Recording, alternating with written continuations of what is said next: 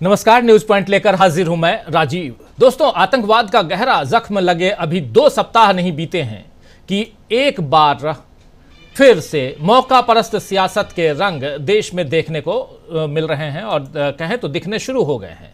और दिखाने वाले हैं नरेंद्र मोदी, प्रधानमंत्री नरेंद्र मोदी हैं, जिन्हें तमाम विपक्षी दलों ने एकजुटता के साथ कहा था कि आप आतंकवाद खत्म करने और पहलगाम हमले का जवाब देने के लिए जो फैसला लेंगे हम उसमें आपके साथ हैं, क्योंकि हमारे लिए देश सबसे ऊपर है, देश सर्वोपरि है। मगर खुद मोदी अब इंडी गठबंधन बोलकर तंज कसने में लगे हुए हैं। दरअसल आज ही केरल में मोदी ने अपने साथ मंच पर मौजूद पिनराई विजयन, जो केरल के मुख्यमंत्री हैं, उनको इंडिया गठबंधन का अहम स्तंभ बताया और साथ ही कहा कि शशि थरूर भी यहां हैं, कई लोगों की नींद उड़ जाएगी। इसे इंडिया गठबंधन के विरोधी मोदी का मास्टर स्ट्रोक बता रहे हैं। ऐसा ही मास्टर स्ट्रोक 2 दिन पहले भी बताया था, जब जाति जनगणना कराने का फैसला सरकार ने लिया था। लेकिन अब कांग्रेस, समाजवादी पार्टी, राष्ट्रीय जनता दल, ये सारे दल बता रहे हैं कि असली मास्टर स्ट्रोक क्या होता है। आज कांग्रेस CWC की बैठक कुछ घंटों पहले हुई है, और कुछ घंटों नहीं तो बोलिए तो कम से कम आधा घंटा पहले ही खत्म हुआ है कांग्रेस जो सर्वदलीय जो बैठक है, कार्य समिति की बैठक, माफी चाहूंगा, CWC की बैठक, जिसमें कांग्रेस ने बता दिया कि आतंकवाद से लड़ाई में तो हम सरकार के साथ हैं, लेकिन जाति जनगणना के नाम पर केवल वाहवाही लूटने का खेल नहीं चलने देंगे और मोदी सरकार को इसे लागू करने पर हम मजबूर करेंगे। आज मल्लिकार्जुन खड़गे ने बताया है कि आतंकवाद के खिलाफ लड़ाई में और आतंकवादियों को सबक सिखाने में सरकार को सभी संभव सहयोग देने की हम बात करते हैं, करते रहेंगे। लेकिन कई दिन बाद भी सरकार की तरफ से कोई स्पष्ट रणनीति सामने नहीं आई है।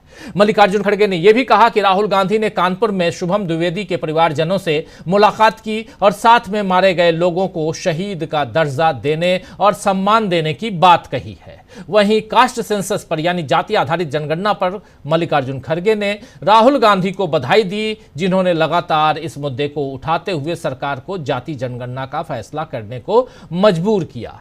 भूमि अधिग्रहण से लेकर, जी हां, भूमि अधिग्रहण से लेकर 3 काले कृषि कानून जो थे उसकी वापसी के बाद जाति जनगणना भी इस कड़ी में शामिल हो गई है, जिसमें एक हठी सरकार को एक बार फिर से झुकना पड़ा है। खड़गे ने आगे भी बहुत कुछ कहा है, आइए जरा आपको ग्राफिकली बता रहे हैं। मल्लिकार्जुन खड़गे लिख रहे हैं, कह रहे हैं कि गुजरात में AICC सेशन में भी हमने 9 अप्रैल 2025 को अपनी मांग दोहराते हुए रिजोल्यूशन पारित किया था। हमने 50% सीलिंग को भी हटाने की मांग की। सीलिंग हटाने का काम संविधान संशोधन के द्वारा होगा। जाति जनगणना पर सालों पुरानी हमारी मांग को सरकार ने माना, पर जो समय चुना गया उससे हमें आश्चर्य के साथ हैरानी भी हुई। जिस भाषा और भाव के साथ कई बातें कही गई, उसको लेकर भी कई संदेह हमारे दिल में पैदा हुए हैं। जब 16 अप्रैल 2023 को मैंने प्रधानमंत्री जी को चिट्ठी लिखकर इस बारे में मांग की थी, तो सरकार इसके बिल्कुल खिलाफ थी। फिर अचानक हृदय परिवर्तन कैसे हुआ? ये बात यहां मल्लिकार्जुन खड़गे कह रहे हैं, बोल रहे हैं। फिर आगे बोलते हैं मल्लिकार्जुन खड़गे कि सरकार ने हर एक मंच पर हमारी मांग का विरोध किया, इसे विभाजनकारी बताया और अर्बन नक्सल कहा।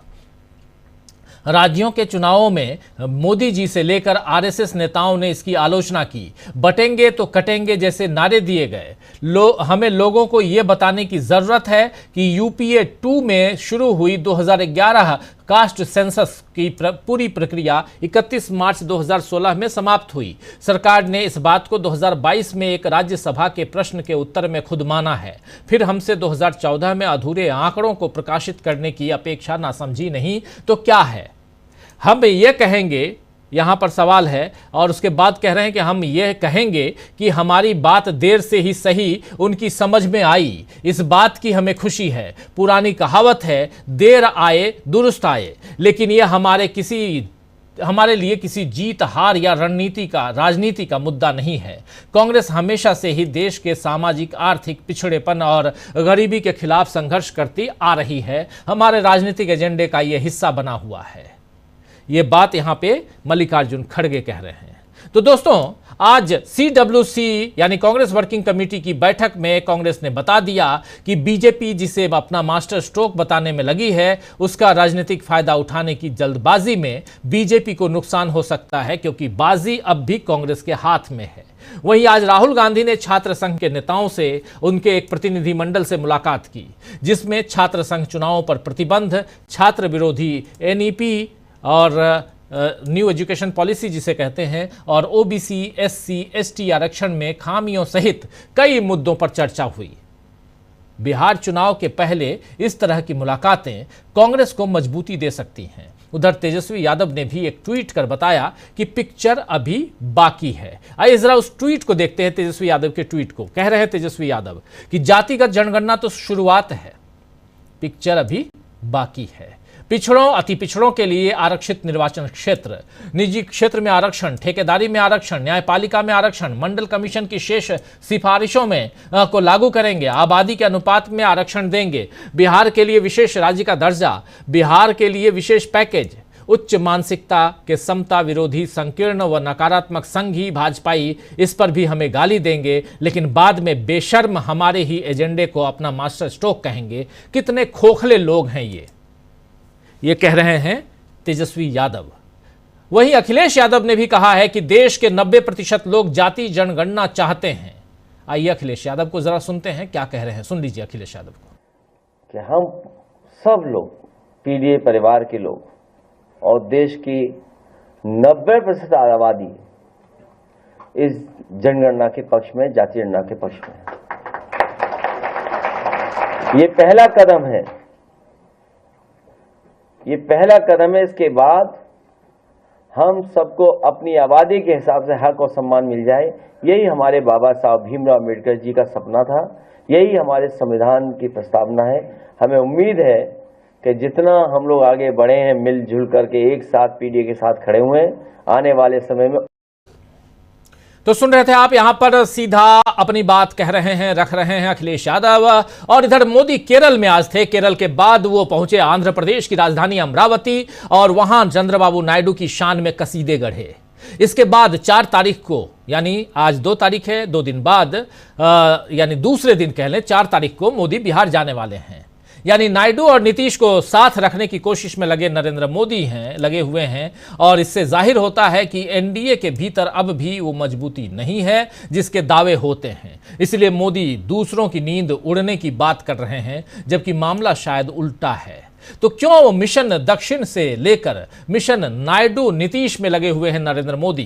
क्या बीजेपी को अपनी कमजोर जमीन का एहसास होने लगा है? क्या इसीलिए जाति जनगणना जैसे फैसले लिए जा रहे हैं? और क्या कांग्रेस ने आज जिस तरह ऐलान किया है कि इस फैसले का श्रेय बीजेपी के खाते में नहीं जाने देगी, ये सब बीजेपी की दरकती जमीन के संकेत हैं? आज इसी पर चर्चा करेंगे। आखिर नीतीश और नायडू को क्यों मनाने चले गए नरेंद्र मोदी?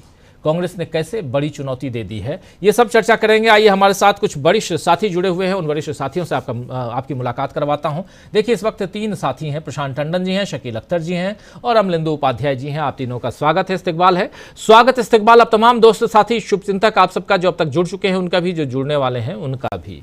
सीधे आना चाहता हूँ शकील जी आपके पास। सीडब्ल्यूसी की बैठक खत्म हुई, प्रेस कॉन्फ्रेंस हो रही थी, उसका छोटा सा हिस्सा जरूर थोड़ी देर में दिखाऊंगा, लेकिन हुआ क्या? कांग्रेस वर्किंग कमेटी की बैठक आज अचानक क्यों बुलाई गई शकील जी? राजीव जी, 10 दिन के अंदर कांग्रेस ने अपनी जो सर्वोच्च इकाई है सीडब्ल्यूसी, उसकी ये दूसरी मीटिंग की और प्रधानमंत्री मोदी जो है इन 10 दिन में दूसरी बार हंसी मजाक चुटकुले करते हुए देखे गए। पहले कांग्रेस ने, जिसे अभी मल्लिकार्जुन खड़गे के शब्द थे जो उन्होंने प्रारंभिक अपना वक्तव्य दिया, उसमें कहा अर्जेंट मीटिंग। 24 अप्रैल को, 22 अप्रैल की घटना है, 24 अप्रैल को अर्जेंट मीटिंग सीडब्ल्यूसी की कॉल करी और उसमें उन्होंने कहा कि हम जो है सरकार के साथ पूरा सहयोग करेंगे,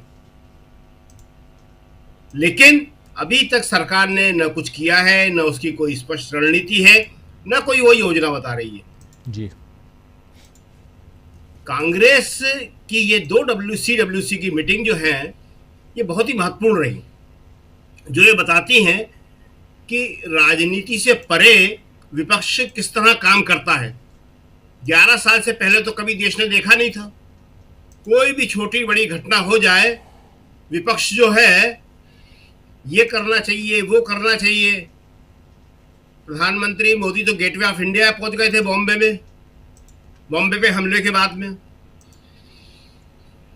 लेकिन कांग्रेस ने ये अपनी CWC करके इसमें एक बार फिर सरकार को अपने पूरे सहयोग का आश्वासन दिया है, भरोसा दिलाया है और कहा है आपको जो करना हो करिए, देश बहुत दुखी है। और ये जो 26 लोग मारे गए हैं, इनके परिवार जो है, राहुल गांधी खुद मिलके आए, प्रधानमंत्री मोदी कहीं नहीं गए, एक भी परिवार से नहीं मिले हैं अभी तक जी। लग ऐसा रहा है कि सब कुछ करने की जिम्मेदारी राहुल गांधी पर ही है। अभी आज देश में मुजफ्फरनगर में आज बंद का आयोजन था, इन्हीं के BJP RSS के संगठनों द्वारा। वो किससे मांग कर रहे हैं? लगता है वो राहुल गांधी से मांग कर रहे हैं कि आप कुछ कड़ी कार्रवाई कीजिए, आपकी सरकार है, आप ही लोग बंद कर रहे हैं। तो आज कांग्रेस की CWC में कहा गया कि आपको जो है कहीं जाना चाहिए, लोगों से मिलना चाहिए। राहुल गांधी गए और राहुल गांधी ने वहां सारी की सारी स्थिति देखी। आज जो है 2 प्रस्ताव CWC ने पारित किए हैं।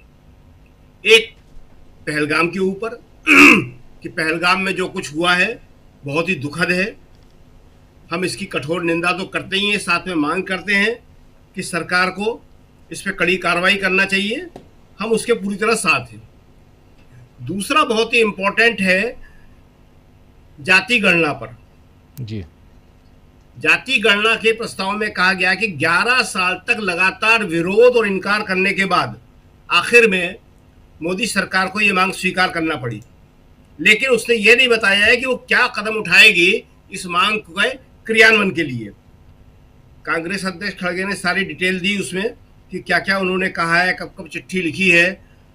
साथ में उन्होंने ये भी कहा है कि संविधान का अनुच्छेद 15(5) इसको तुरंत लागू करने की जरूरत है, क्योंकि ये जो है शिक्षण संस्थाओं में, निजी शिक्षण संस्थाओं में उच्च शिक्षा की वहां पर रिजर्वेशन की बात करता है और इसको तत्काल इन्हें लागू करना चाहिए। तो आज की ये जो CWC की मीटिंग है बहुत इंपॉर्टेंट है ये, और ये बताती है कि कांग्रेस आतंकवाद के मुद्दे पर कितनी गंभीर है।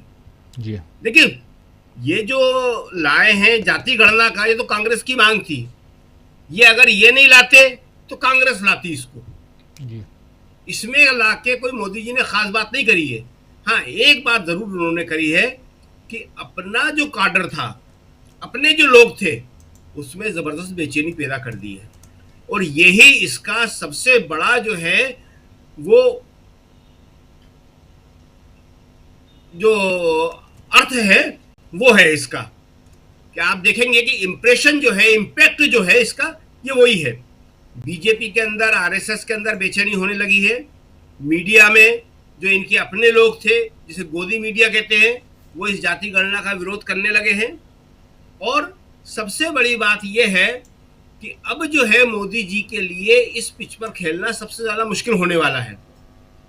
ये पिच मोदी जी की नहीं है, ये पिच प्रगतिशील लोगों की थी।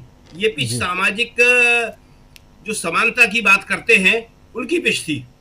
इसलिए अब मोदी जी के लिए ये बहुत ही मुश्किल है कि अपने RSS के, बीजेपी के लोगों को वो किस तरह से संतुष्ट कर पाते हैं, उन्हें ये बता पाते हैं कि ये जो है हमारी नीतियों के अनुरूप है।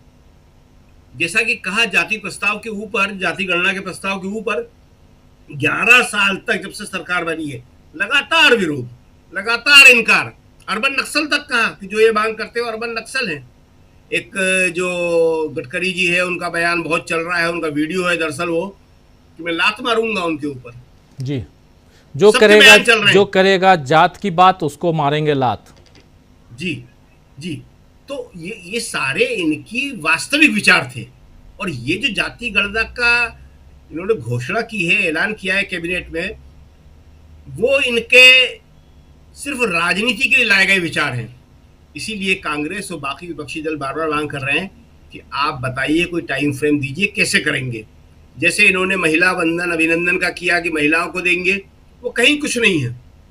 इस तरह के बहुत सारे इन्होंने काम किए जो सिर्फ एक दिन के लिए हेडलाइन मैनेजमेंट के होते हैं। बहुत दुर्भाग्य की बात है कि हेडलाइन मैनेजमेंट के लिए खुद प्रधानमंत्री इतनी बड़ी बड़ी घोषणाएं करते हैं। हेडलाइन मैनेजमेंट का कभी कोई महत्व नहीं हुआ करता था। अखबार को क्या छापना है, क्या नहीं छापना है, ये उसकी मर्जी, उसके आधार पे कभी राजनीति नहीं होती थी।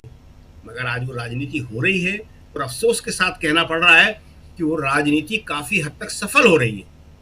आज सब जगह जो माहौल बना रहा है, कौन बना रहा है? गोदी मीडिया, व्हाट्सएप ग्रुप, भक्त।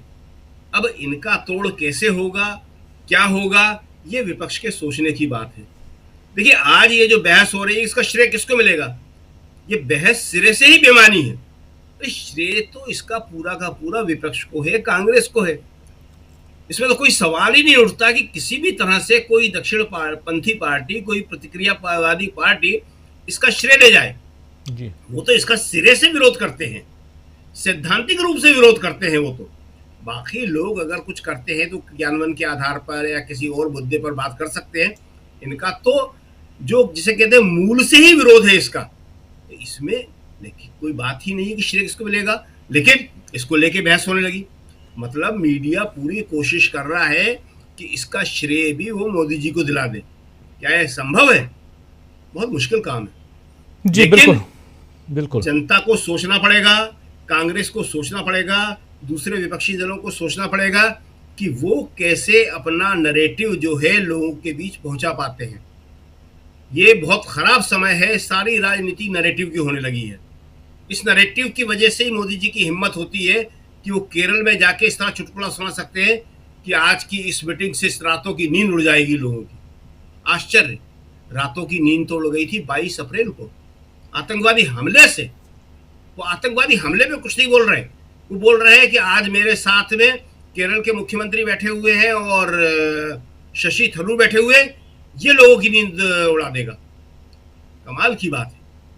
तो ये जो सब कुछ चल रहा है, ये सब खेल नैरेटिव का है।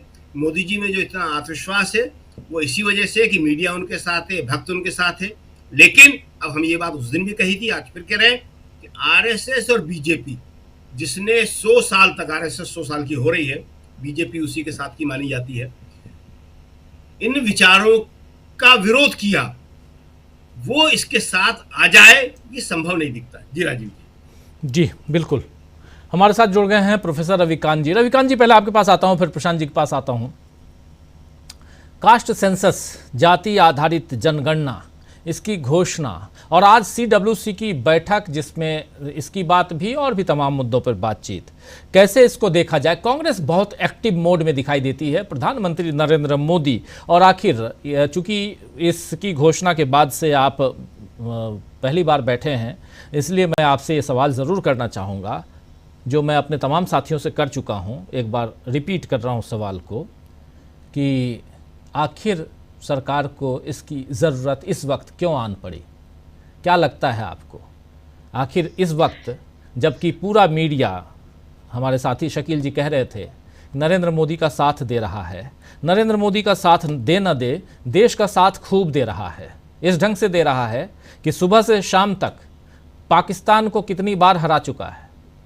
हम भी चाहते हैं कि हराए, पूरा पाकिस्तान इधर आ जाए, हम भी चाहते हैं, और आने जाने में कोई दिक्कत ना हो, सब इधर आएँ उधर जाएं, ये किसी बॉर्डर को बंद करने की ज़रूरत ना पड़े, भारत में मिल जाए, फिर से अखंड भारत बन जाए। लेकिन इस वक्त ज़रूरत क्यों पड़ी जाति आधारित जनगणना की? प्रोफेसर साहब। शुक्रिया राजीव जी। देखिए, मुझे लगता है इस देश में दो ताकतें हैं जिनको मोदी जी को आदेश दे देना चाहिए, छूट दे देनी चाहिए कि जो पाकिस्तान को खत्म कर।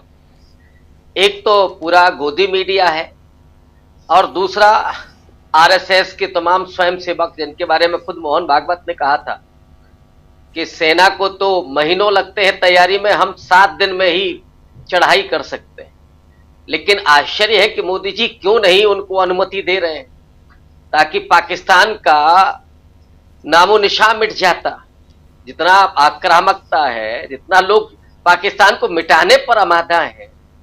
देखिए राजीव जी, पाकिस्तान हमारा पड़ोसी देश है और जाहिर तौर पर कि उसके साथ लंबी दुश्मनी भी है, 3 बड़े युद्ध हैं और तीनों में पराजय मिली पाकिस्तान को।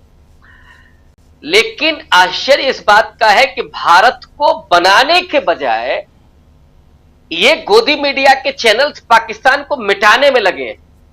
अरे भाई, ये फॉरेन पॉलिसी का काम है, सरकार का काम है, उसको तय करने दीजिए। लेकिन लग रहा है कि यही मिसाइलें छोड़ रहे हैं। जो डिमांड थी, एक्चुअली जो आपका सवाल है कि जाति जनगणना की जरूरत क्यों पड़ी, अब आप थोड़ा सा क्रोनोलॉजी को समझिए। अमित शाह के शब्दों में क्रोनोलॉजी क्या बन रही थी? 22 तारीख को पहलगाम में आतंकवादी हमला होता है, 28 भारत के नागरिक मारे जाते हैं और जिस तरह से माहौल बनाया गया पूरे देश में, और वो माहौल क्या था? पाकिस्तान, मुसलमान और कश्मीर, इन 3 के खिलाफ भयानक नफरत। कश्मीरियों के खिलाफ और भारत में कहीं भी किसी भी हिस्से में कोई मुस्लिम है तो उसके खिलाफ नफरत। पाकिस्तान तो दूर की बात थी। ऐसे लग रहा था कि हर व्यक्ति को जो वही सो कॉल्ड देशभक्त है उसको एक दे दिया गया है एक काम कि नहीं, अब पाकिस्तान पर फतह करना है तो पड़ोस में कोई व्यक्ति हो, मुस्लिम हो, जा रहा हो तो उसको गाली दे दीजिए तो साहब पाकिस्तान मिट जाएगा। ये मूर्खता जो पैदा की गई है, ये जो मनोरोग पैदा किया गया है इस देश में, वो भारत को कहां लेकर के जा रहा है ये सोचने की जरूरत है। और मैं उन सब लोगों से आपके माध्यम से ये बात कहना चाहता हूं जी कि जरा सोच करके देखिए कि हमें भारत को बनाना है कि पाकिस्तान को मिटाने का काम आप लेकर के बैठे। देश को बनाइए। पाकिस्तान की हैसियत क्या है भारत के सामने? लेकिन असल बात क्या थी कि जितना हल्ला किया गया, मीडिया ने इतनी तेजी से उसको चलाया कि साहब इतनी ज्यादा सरकार पर दबाव बन रहा था कि पाकिस्तान पर हमला करना है, मिसाइलें लगा दीजिए, नामो निशान मिटा दीजिए, पाकिस्तान को सबक सिखा दीजिए, वगैरह वगैरह। अब ये मसले मीडिया से तो तय होते नहीं है कि साहब पाकिस्तान पर कब हमला करना है या आतंकवाद से कैसे निपटना है, ये मीडिया से तो तय नहीं होता है।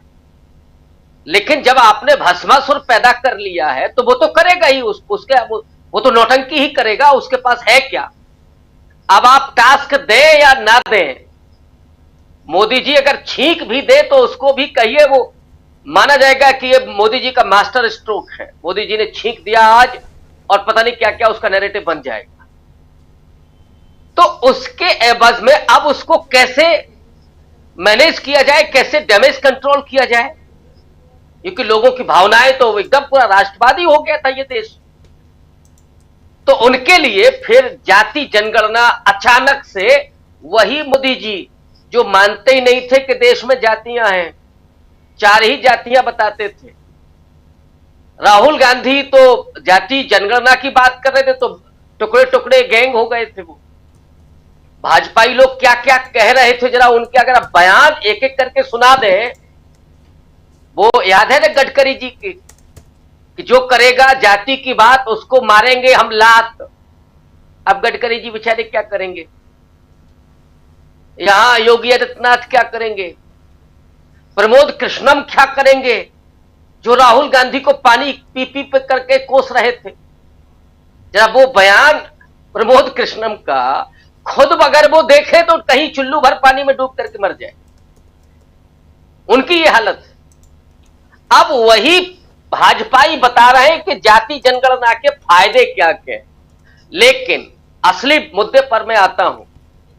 ये 56 इंच की छाती के सामने राहुल गांधी ने जब ये कहा था कि जाति जनगणना तो हम करा करके रहेंगे, नरेंद्र मोदी करेंगे और अगर वो नहीं करेंगे तो हम सरकार में आने पर करेंगे।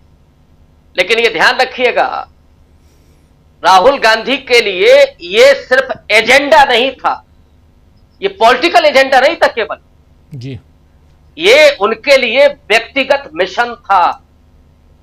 इलाहाबाद में, और मैं मौजूद था वहां पे जब राहुल गांधी ने यह बात कही कि जाति जनगणना हम करा करके रहेंगे और ये मेरा व्यक्तिगत मिशन है, इससे अगर हमें पॉलिटिकली नुकसान भी होता हो तो हो। ये हिम्मत और ये समझ और ये देश की राजनीति के सामने बहुत स्पष्ट रख देना। मोदी जी तो हर चीज को तौल करके करते हैं, यहां नाप तौल नहीं है। यहां देश के प्रति हम क्या कर सकते हैं, और देश का मतलब देश के लोगों के प्रति। देश कोई कागज पर केवल उकेरा गया नक्शा नहीं है। देश का मतलब है देश के लोग, किसान, मजदूर, दलित, पिछड़े, वंचित, महिलाएं, आदिवासी, ये देश है। और वो क्या चाह रहा है? देश चाह रहा है कि अब जाति जनगणना हो, जो असमानता तेजी से व्याप्त हो रही है और जिस तरीके से संसाधनों पर कब्जा हो रहा है। राजीव जी याद कीजिए, कांग्रेस पार्टी ने, कई बार मुझे कांग्रेस पार्टी पर थोड़ा हंसी भी आती है, 70-80 साल तक सरकार में, 40 साल तक तो पूरे ही सरकार में रहे, अपना कहीं हेडक्वार्टर ठीक से नहीं बनवा पाए। हमारे बगल में वो उसी जमाने का बना हुआ है। और हर प्रदेश में आप देखिएगा, हर जिले में कार्यालय देख लीजिए, वही जीर्ण शीर्ण अवस्था में, वही पुराने में चल रहा है। लेकिन संसाधनों पर कब्जा करने का चाव बीजेपी आरएसएस के लोगों में देखिए। 10 साल के भीतर 2-2, 3-3 बीघे में साहब बन गए, 5-5 सितारा, 3-3 सितारा, 2-2 सितारा, वो पूरे ऑफिस बनकर तैयार हो गए। आरएसएस को कितनी जमीनें दे दी गई। और कल तो शायद मोदी जी ने पोर्ट ही दे दिया अडानी साहब को, शायद वहीं पर उद्घाटन हो रहा था।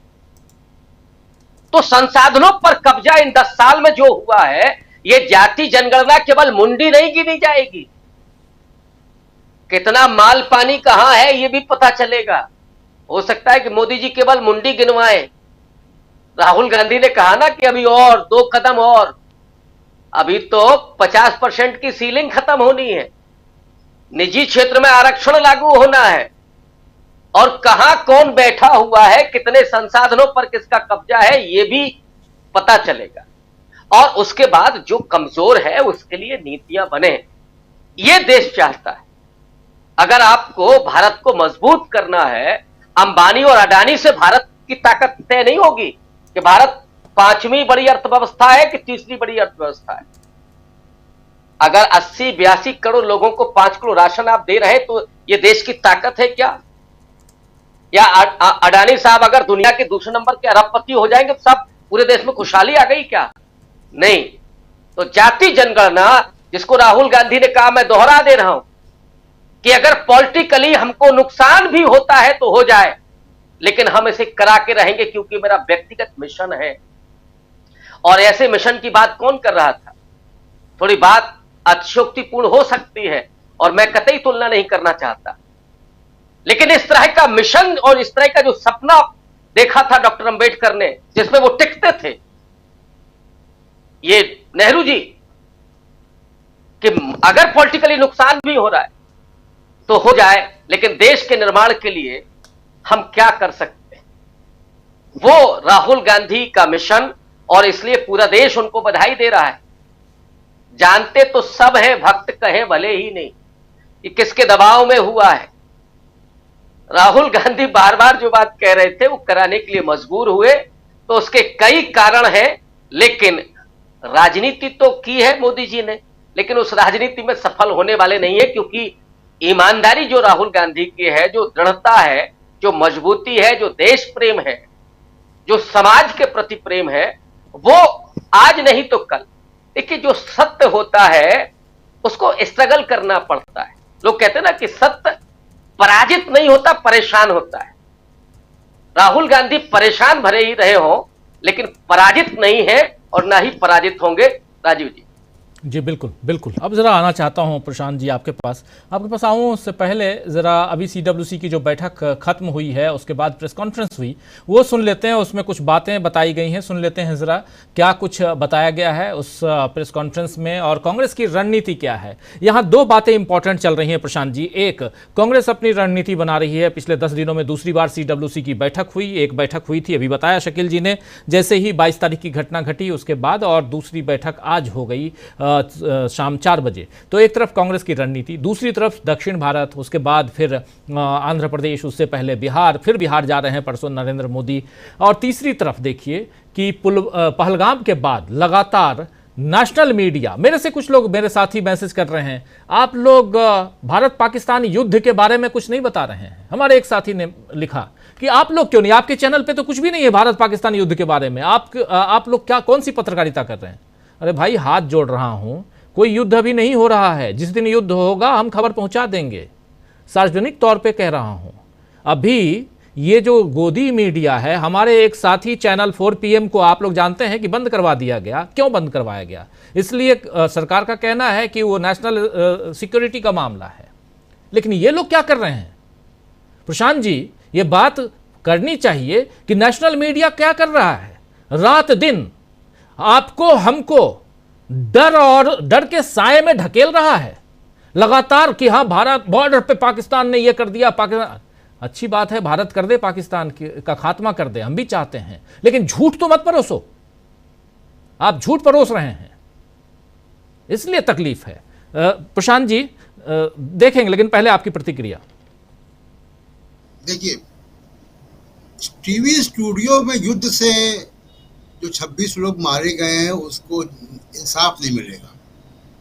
आप सोचिए, जो आज प्रधानमंत्री मोदी की तस्वीरें आई हैं अडानी के साथ, या शशि थरूर जिस प्रोग्राम में थे उसमें वो इंडी गठबंधन लेकर अट्टहास कर रहे हैं। जिन 26 लोगों ने अपने 26 लोग जिनकी जान गई, उनके परिवार वालों तक भी तस्वीरें पहुंची होंगी राजीव जी। उनको कैसा लग रहा होगा जब हमको आपको ये कितना खराब लग रहा है। और ये लगातार प्रधानमंत्री की तरफ से हो रहा है कि आप इतना असंवेदनशील है। राहुल गांधी कानपुर में जाकर उस परिवार से मिलकर आए जिन्होंने अपना कोई रिलेटिव खोया पहलगाम में, और प्रधानमंत्री मोदी कैसे हंस सकते हैं? कैसे, मतलब हम लोग अगर सड़क पे भी अगर हम जा रहे हैं और कोई जनाजा निकल जाए तो हम भी सर पे रुमाल रख लेते हैं या उसको नमन करते हैं। ये हमारी संस्कृति है। अभी तो 10 ही दिन हुए हैं, ये जश्न मना रहे हैं या अट्टहास कर रहे हैं विपक्ष के ऊपर, और कोई विफलता है। बड़ी विफलता क्या है राजीव जी? बड़ी विफलता विदेश नीति की। देखिए, आज की दुनिया में कोई भी युद्ध या कोई ऐसी कार्रवाई, सैनिक कार्रवाई जो कि आवश्यक है ऐसे मामलों पर, आप द्विपक्षीय मामला नहीं रह गया। अब आपको दुनिया का जनमत अपने पक्ष में करना पड़ेगा जी। अमेरिका, जिसको माय फ्रेंड ट्रंप कहते हैं मोदी जी, अमेरिका के कैसे बयान आ रहे हैं? उनके ऊपर हमला होता है तो वो तो अफगानिस्तान में बम गिराते हैं, इराक में बम गिराते हैं, ओसामा बिन लादेन को मारते हैं, उसकी लाश भी ले जाते हैं। हमारे 26 लोग मारे गए तो हमको लेक्चर दे रहे हैं, उपदेश दे रहा है अमेरिका कि आप बात करो पाकिस्तान से, तनाव मत बढ़ाओ। तनाव हम बढ़ा रहे हैं, तनाव क्या भारत बढ़ा रहा है? भारत ने अपने 26 लोग खोए हैं, और केवल 26 लोग नहीं खोए, पूरे कश्मीर की, अभी हम लोग लौट कर आए, पूरे कश्मीर की अर्थव्यवस्था पर हमला हुआ है, भारत की संप्रभुता पर हमला हुआ है। तो भारत उसका जवाब कैसे दे? इस दूसरी एक बड़ी विफलता क्या है? बहुत मेहनत से और दशकों की एंगेजमेंट के बाद, जिसमें वाजपेयी जी की सरकार भी शामिल है, अमेरिका से भारत पाकिस्तान को अलग अलग करके बात करने के लिए मजबूर किया था हमने, भारत ने। जिसको डिप्लोमेटिक लैंग्वेज में कहते हैं कि इंडिया पाकिस्तान को हाइफनेट ना करे, यानी एक सेंटेंस में भारत और पाकिस्तान को नाम ले। लेकिन मोदी जी के राज्य में ये हो गया। जेडी वैंस उपराष्ट्रपति जयपुर में थे जब हमला हुआ, उसके अगले दिन आगरा गए, और तब भी आप अगर जेडी वैंस वहां जाकर ये कह रहे हैं उपराष्ट्रपति कि इंडिया को बात करनी चाहिए, तनाव कम करना चाहिए, उनको पाकिस्तान को कहना चाहिए था ना कि तनाव आप कम करो। अगर वो इसमें मध्यस्थता जैसी कोई चीज, या अगर वो अपनी ग्लोबल पावर को इस्तेमाल करना चाहते हैं तो जी, ये विफलता है विदेश नीति की कि आपने इंडिया पाकिस्तान को हाइफनेट करवा दिया अमेरिका से। अब एक सेंटेंस में भारत पाकिस्तान की बात कर रहा हूं मैं, चीन के और दूसरे देशों की बात ही नहीं कर रहा जिन्होंने बहुत ही विवादित बयान दिए। अमेरिका तो आपका अच्छा दोस्त माना जाता है। दूसरी बात, जो जातिवाद जनगणना, देखिए ध्यान भटकाने का ये हेडलाइन मैनेजमेंट है। कल भी मैंने कहा था, फिर कह रहा हूं, और ये उतना ही गंभीर है जितना 15 लाख रुपए खाते में आ गए लोगों के। मोदी जी उतने ही गंभीर हैं इसमें। अगर वो गंभीर वास्तव में होते तो बीजेपी की जो सरकार हैं, चाहे वो राजस्थान है, चाहे महाराष्ट्र है, चाहे मध्य प्रदेश है, छत्तीसगढ़ है, जो बड़े राज्य हैं, गुजरात है, लगातार जीत रहे हैं वहां से, क्या वहां जातिवाद सर्वे करवाया? कांग्रेस की सरकार कर्नाटक में थी, वहां हो गया। कांग्रेस जीत कर आई तेलंगाना में, वहां हो गया।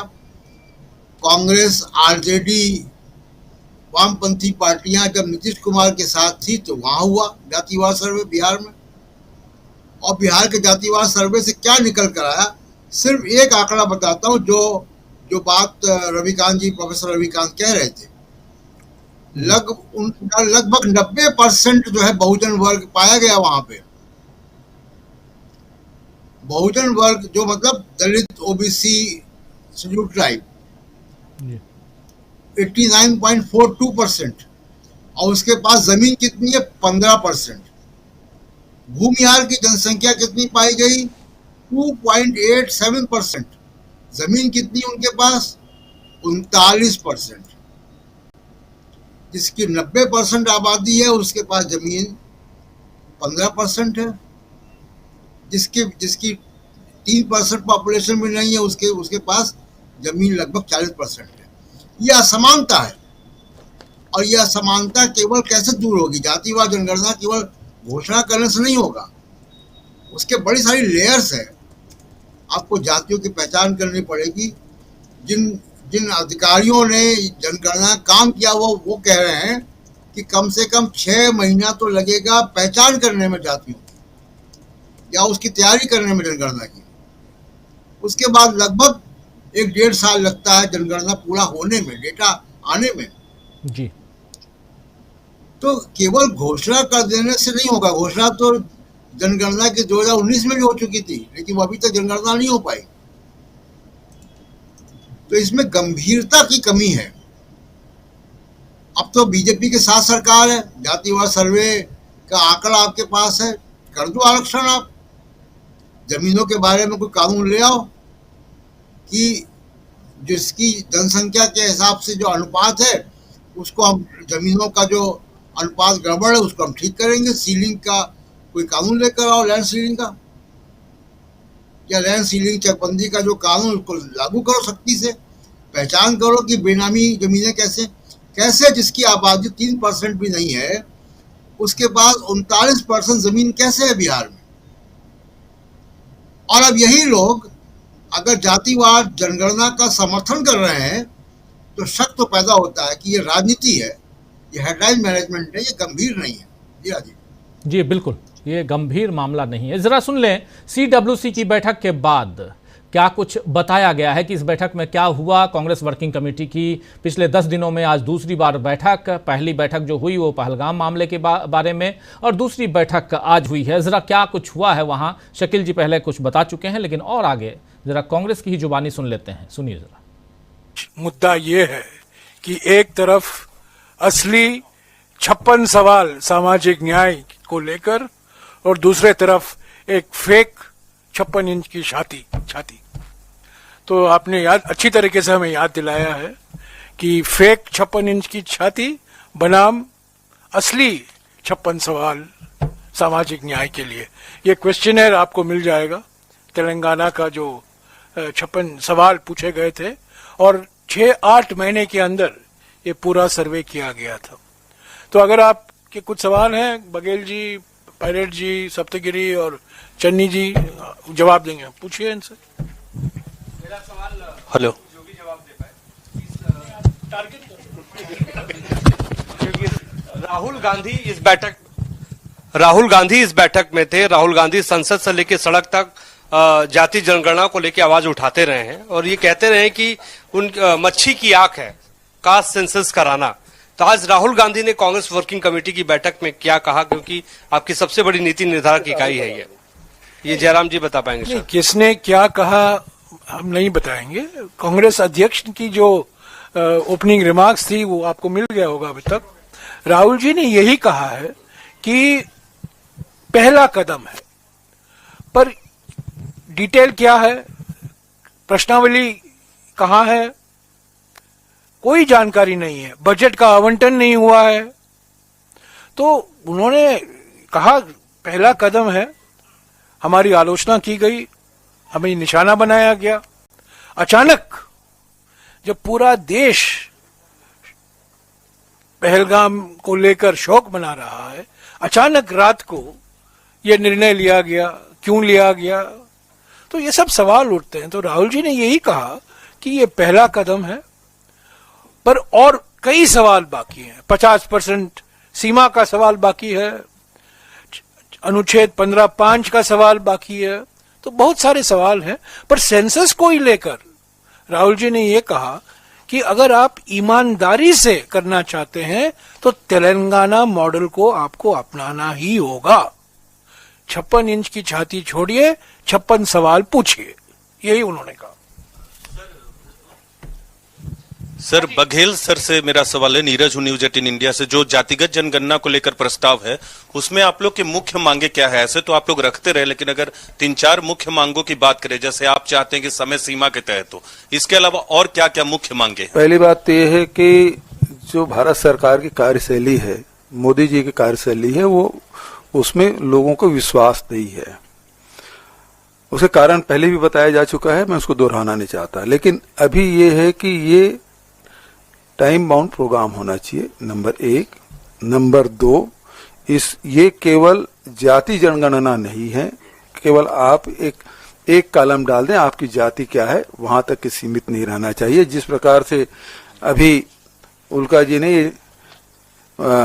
तेलंगाना मॉडल की बात कही, जिसमें 56 प्रश्न है, जिसमें आर्थिक, सामाजिक, राजनीतिक, वो सारी स्थिति के बारे में, वो जमीन वाले हैं कि नौकरी वाले हैं कि व्यापार करते हैं, जमीन है तो कितनी जमीन है, लैंडलेस है, वो सारी चीजें इसमें कवर होना चाहिए।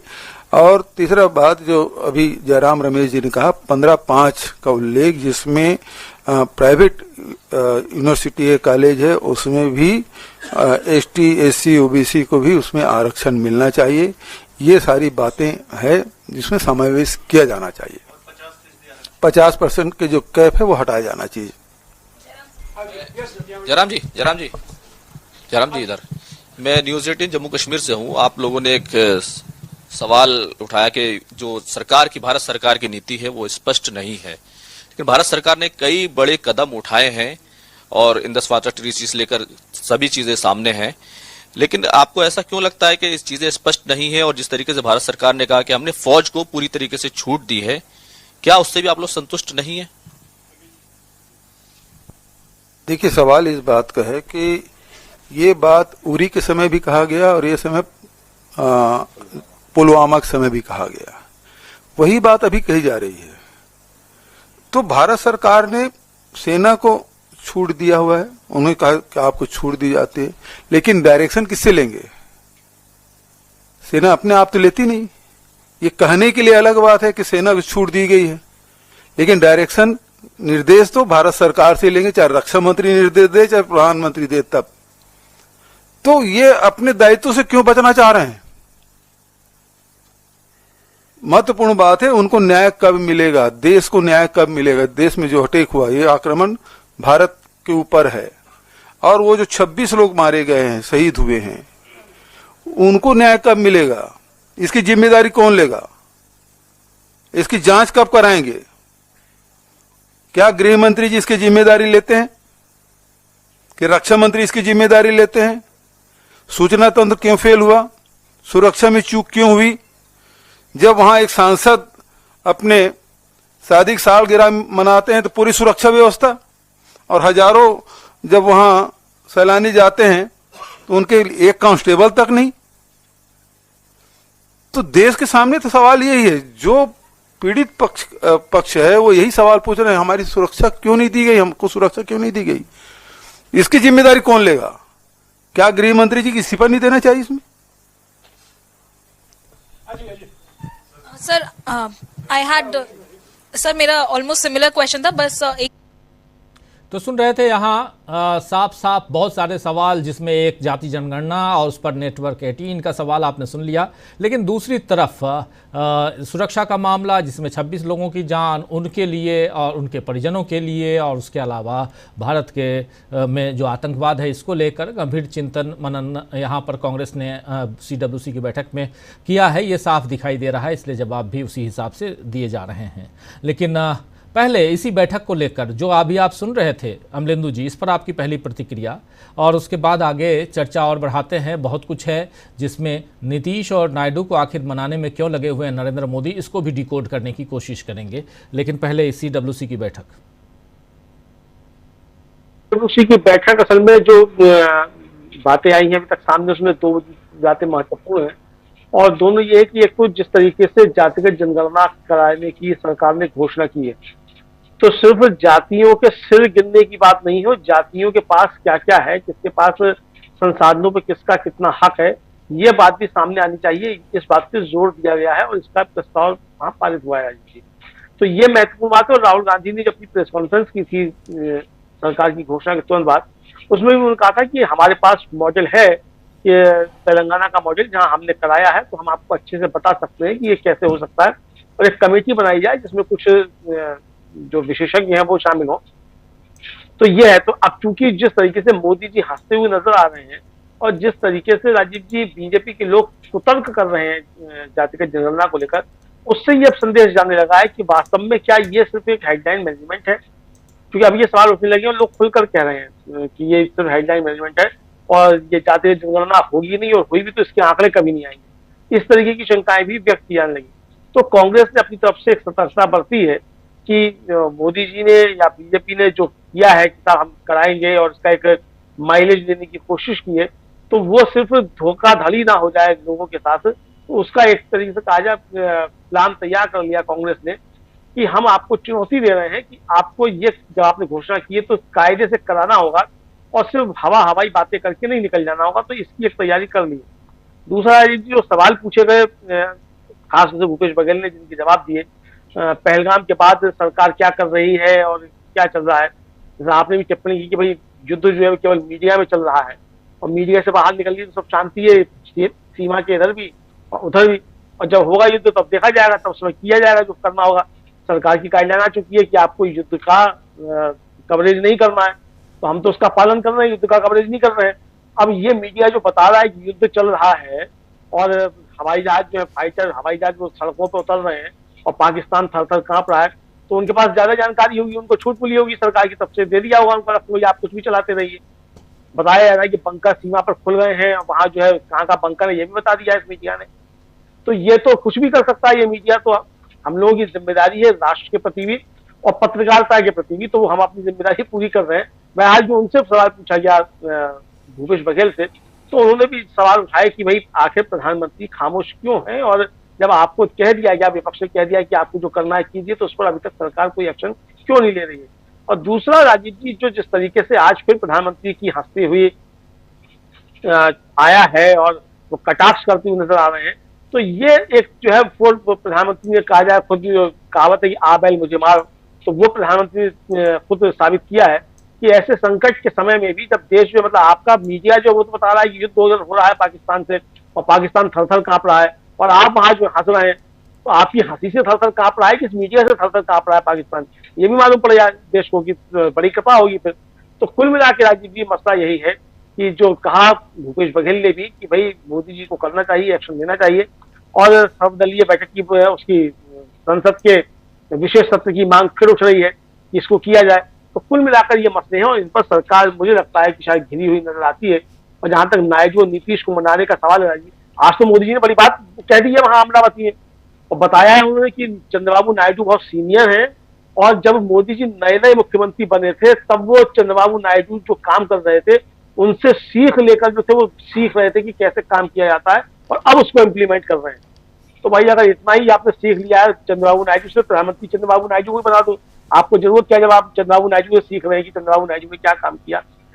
तो अब ये बता दिया है, तो ये मनाने की जो कवायद चल रही है राजीव जी, इसका मतलब ये है कि शायद ये समझ में आ गया है कि जातिगत जनगणना का जो हेडलाइन मेजरमेंट है ये भी काम में आने वाला नहीं है और अंदर ही अंदर कहीं ना कहीं सरकार में कुछ कमजोरियां हैं, तो अब उसको मैनेज करने की कोशिश की जा रही है राजीव। जी शकील जी, सीडब्ल्यूसी की बैठक में मल्लिकार्जुन खड़गे साहब ने जो कहा, शुरुआत में मैं पढ़ के सुना भी रहा था कि पहलगाम हमले पर मोदी सरकार की नीति स्पष्ट नहीं है। एक तरफ कांग्रेस पार्टी पूर्ण सहयोग का वादा कर रही है, दूसरी तरफ जो इनकी मोदी सरकार की नीतियां स्पष्ट नहीं है ये कह रही है। क्या माना जाए, इसको कैसे देखते हैं? देखिए, नीति स्पष्ट नहीं है, इसीलिए देश की जनता में अभी तक आक्रोश है। ये जो भी प्रेस कॉन्फ्रेंस सवाल पूछा गया कि क्या ये किया है सरकार ने, मीडिया बता रहा है कि सरकार ने क्या क्या किया है और आप इससे संतुष्ट नहीं हैं। संतुष्ट कांग्रेस को होने की जरूरत नहीं है, संतुष्ट देश की जनता को होने की है, संतुष्ट उन 26 परिवारों को होने की जरूरत है। आप देखिए कि आज मुजफ्फरनगर में जो बंद हुआ, तो बंद क्यों हुआ? अगर जनता संतुष्ट होती, आरएसएस और विश्व हिंदू परिषद के लोग संतुष्ट होते, तो ये बंद क्यों करते? ये जो है सवाल सबसे बड़ा खुद सरकार से है कि क्या सरकार संतुष्ट है अपनी कार्रवाई से? क्या मीडिया संतुष्ट है? अगर मीडिया संतुष्ट है, बात खत्म हो गई। मीडिया कह दे कि हम सरकार की कार्रवाई से पूर्णतः संतुष्ट है, वक्त संतुष्ट है। और सबसे बड़ी बात कि अगर सरकार की कार्रवाई इतनी ही इफेक्टिव थी, तो फिर जाति गणना लाने की जरूरत क्यों थी? ये तो खुद कांग्रेस ने कहा। जो जाति गणना के पक्ष में लोग हैं वो भी कह रहे हैं कि ये समय क्यों? सब चाहते हैं कि होना चाहिए जी, मगर क्या इस समय उचित है ये इसके लिए, इस घोषणा के लिए? ये समय था, आपको पाकिस्तान के साथ सख्ती से निपटना चाहिए था, आपको विश्व जनमत तैयार करना चाहिए था, दुनिया में आपको ये बताना चाहिए था कि हमारे साथ क्या हुआ है और हम जो हैं पीड़ित हैं। अमेरिका कहता है कि दोनों बराबरी के हैं, वो आतंकवादी है, वो पीड़ा पहुंचा रहा है, हम पीड़ित हैं, बराबरी के हैं। इसका जवाब देना चाहिए था, वो जवाब नहीं दे पाए। देखिए, ये जो है लाए हैं जाति गणना, ये अपने आप में सबसे बड़ा जवाब है कि अगर प्रधानमंत्री के और सरकार के इफेक्टिव थे सारे के सारे जो कार्रवाई उन्होंने की है पाकिस्तान के खिलाफ या आतंकवाद के खिलाफ, तो जाति गणना लाने की जरूरत क्या थी? इसीलिए लाए कि आपका ध्यान भटकाना चाहते हैं और वो समझते हैं कि ध्यान भटक गया, लेकिन इस बार ध्यान भटकने वाला नहीं है। क्यों? क्योंकि लोग इस बात को अच्छी तरह समझ रहे हैं कि हमने क्या मांगा था तो हमें क्या दे रहे हो, जब कुछ न कर सके तो तमाशा बना दिया। ये समय इसका नहीं था। लोग इतने बेवकूफ नहीं है कि किस वक्त में उन्हें किस बात की जरूरत थी और किस वक्त में उन्हें कौन सा झुंझुना दिया जा रहा है। जी, झुंझुना नहीं है, हालांकि ये बहुत बड़ी चीज है, ये बड़ी सैद्धांतिक चीज है, लेकिन इस वक्त उसको देना मोदी सरकार के लिए नुकसानदेह होगा। और ये बहुत अच्छी बात हुई है, बहुत अच्छी, कि ये काम आदरणीय मोदी जी के द्वारा हो रहा है। अगर ये काम कांग्रेस के द्वारा होता तो पता नहीं ये लोग कितनी क्रांति कर चुके होते। जैसे मंडल के बाद इन्होंने किया था, पूरे देश में आग लगा चुके होते अभी तक, ये आत्महत्याएं करवा चुके होते लड़कों की। लेकिन चूंकि खुद मोदी जी कर रहे हैं, और मोदी जी इस वक्त जो हैं इनके सबसे बड़े नेता हैं, आदर्श पुरुष हैं, तो उनके खिलाफ बोलने की अभी इनकी हिम्मत नहीं है। देखिए, ये जो है जाति गणना अपने आप में तो एक रास्ता है खाली, ये अपने आप में कोई मंजिल नहीं है। राहुल गांधी ने कहा जातियों की गणना होना चाहिए, उसके बाद का राहुल गांधी ने तो आगे कार्यक्रम भी दे दिया।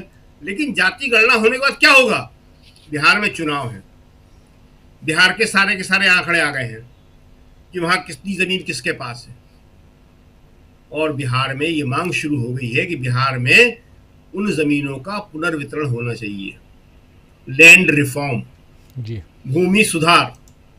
और आपको हम बता दें कि जब नीतीश कुमार थोड़ा सा जनता के प्रति सोचते थे, दलित पिछड़े की बात करते थे, तो उन्होंने लैंड रिफॉर्म पे कमेटी बनाई थी।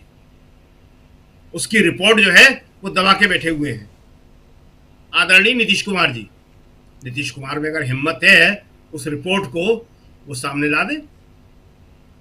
देखिए, अभी तक देश में कुल 3 राज्यों में लैंड रिफॉर्म हुए हैं, जम्मू कश्मीर, पश्चिम बंगाल और केरल। तो ये जाति गणना जो है अब बहुत आगे तक जाने वाली है। जब आदमी को ये मालूम पड़ जाएगा कि उसके अधिकार क्या हैं, उसकी संख्या क्या है, और उस पर किसने कब्जा जमा के बैठा हुआ है, तो खुद सारी चीजें ले लेगा वो। देश में सबसे बड़ी तादाद ओबीसी की है, 50% से ऊपर। दलितों की गणना हो चुकी है, आदिवासियों की गणना हो चुकी है, लेकिन जिसे बहुजन कहते हैं, जिसे दलित, पिछड़ा, कमजोर समाज कहते हैं, उसमें सिर्फ ओबीसी की नहीं हुई है। बिहार में हुई तो मालूम पड़ गया, शायद 56% के आसपास आया है वो। तो उसके बाद जो है पूरे देश की राजनीति बदल जाएगी। ये जो मीडिया में बैठे हुए एंकर हैं, जो खुलेआम चीख चीख के जातिवाद बता रहे हैं, उनकी प्रॉब्लम क्या है? आज कई लोगों ने मांग करी, हम देख रहे थे कि मीडिया में तत्काल प्रभाव से जो है जाति गणना करके और यहाँ पे जाति के आधार पे आरक्षण लागू कर देना चाहिए। आज कई लोगों ने मांग करी, इससे और घबराए हुए हैं ये। तो प्राइवेट सेक्टर में तो होगा ही, और जो प्राइवेट सेक्टर में होगा तो मीडिया वाले तो बचेंगे नहीं। आपको हम बता दें कि मीडिया के ऊपर 10 साल 15 साल हो गए होंगे करीब, एक सर्वे हुआ था, बड़ा अच्छा सर्वे था वो, 15 साल हो गए, उसका दूसरा हुआ नहीं। हमने कहा उन लोगों से कि उन्हें करना चाहिए, वो करा नहीं, कि मीडिया के अंदर किस जाति के कितने लोग हैं और उच्च पदों पर कितने हैं। जी, दलित तो है ही नहीं, आदिवासी तो है ही नहीं, ओबीसी बहुत नाम मात्र के हैं, और उच्च पदों पे तो सवाल ही नहीं उठता। एक दलित थे जी, ये सब बातें हालांकि राहुल गांधी भी कई बार बोल चुके हैं, और मुझे लगता है शकील जी कि हम लोग खूब इस पे चर्चा करेंगे। लेकिन आज की CWC की जो बैठक हुई है कांग्रेस की, उससे क्या आपको लगता है, ज़रा ये समझना ज़रूरी है कि क्या कांग्रेस यहाँ से किसी महत्वपूर्ण, खासकर इस मसले पे, देखिए 2 मुद्दा यहाँ पर भी आज भी छाया रहा, एक जाति जनगणना, दूसरा पहलगाम का मसला। ये दोनों मसलों पे कांग्रेस पार्टी ने यहाँ खुल के अपनी बात रखी है और रणनीतियाँ तैयार हुई होंगी।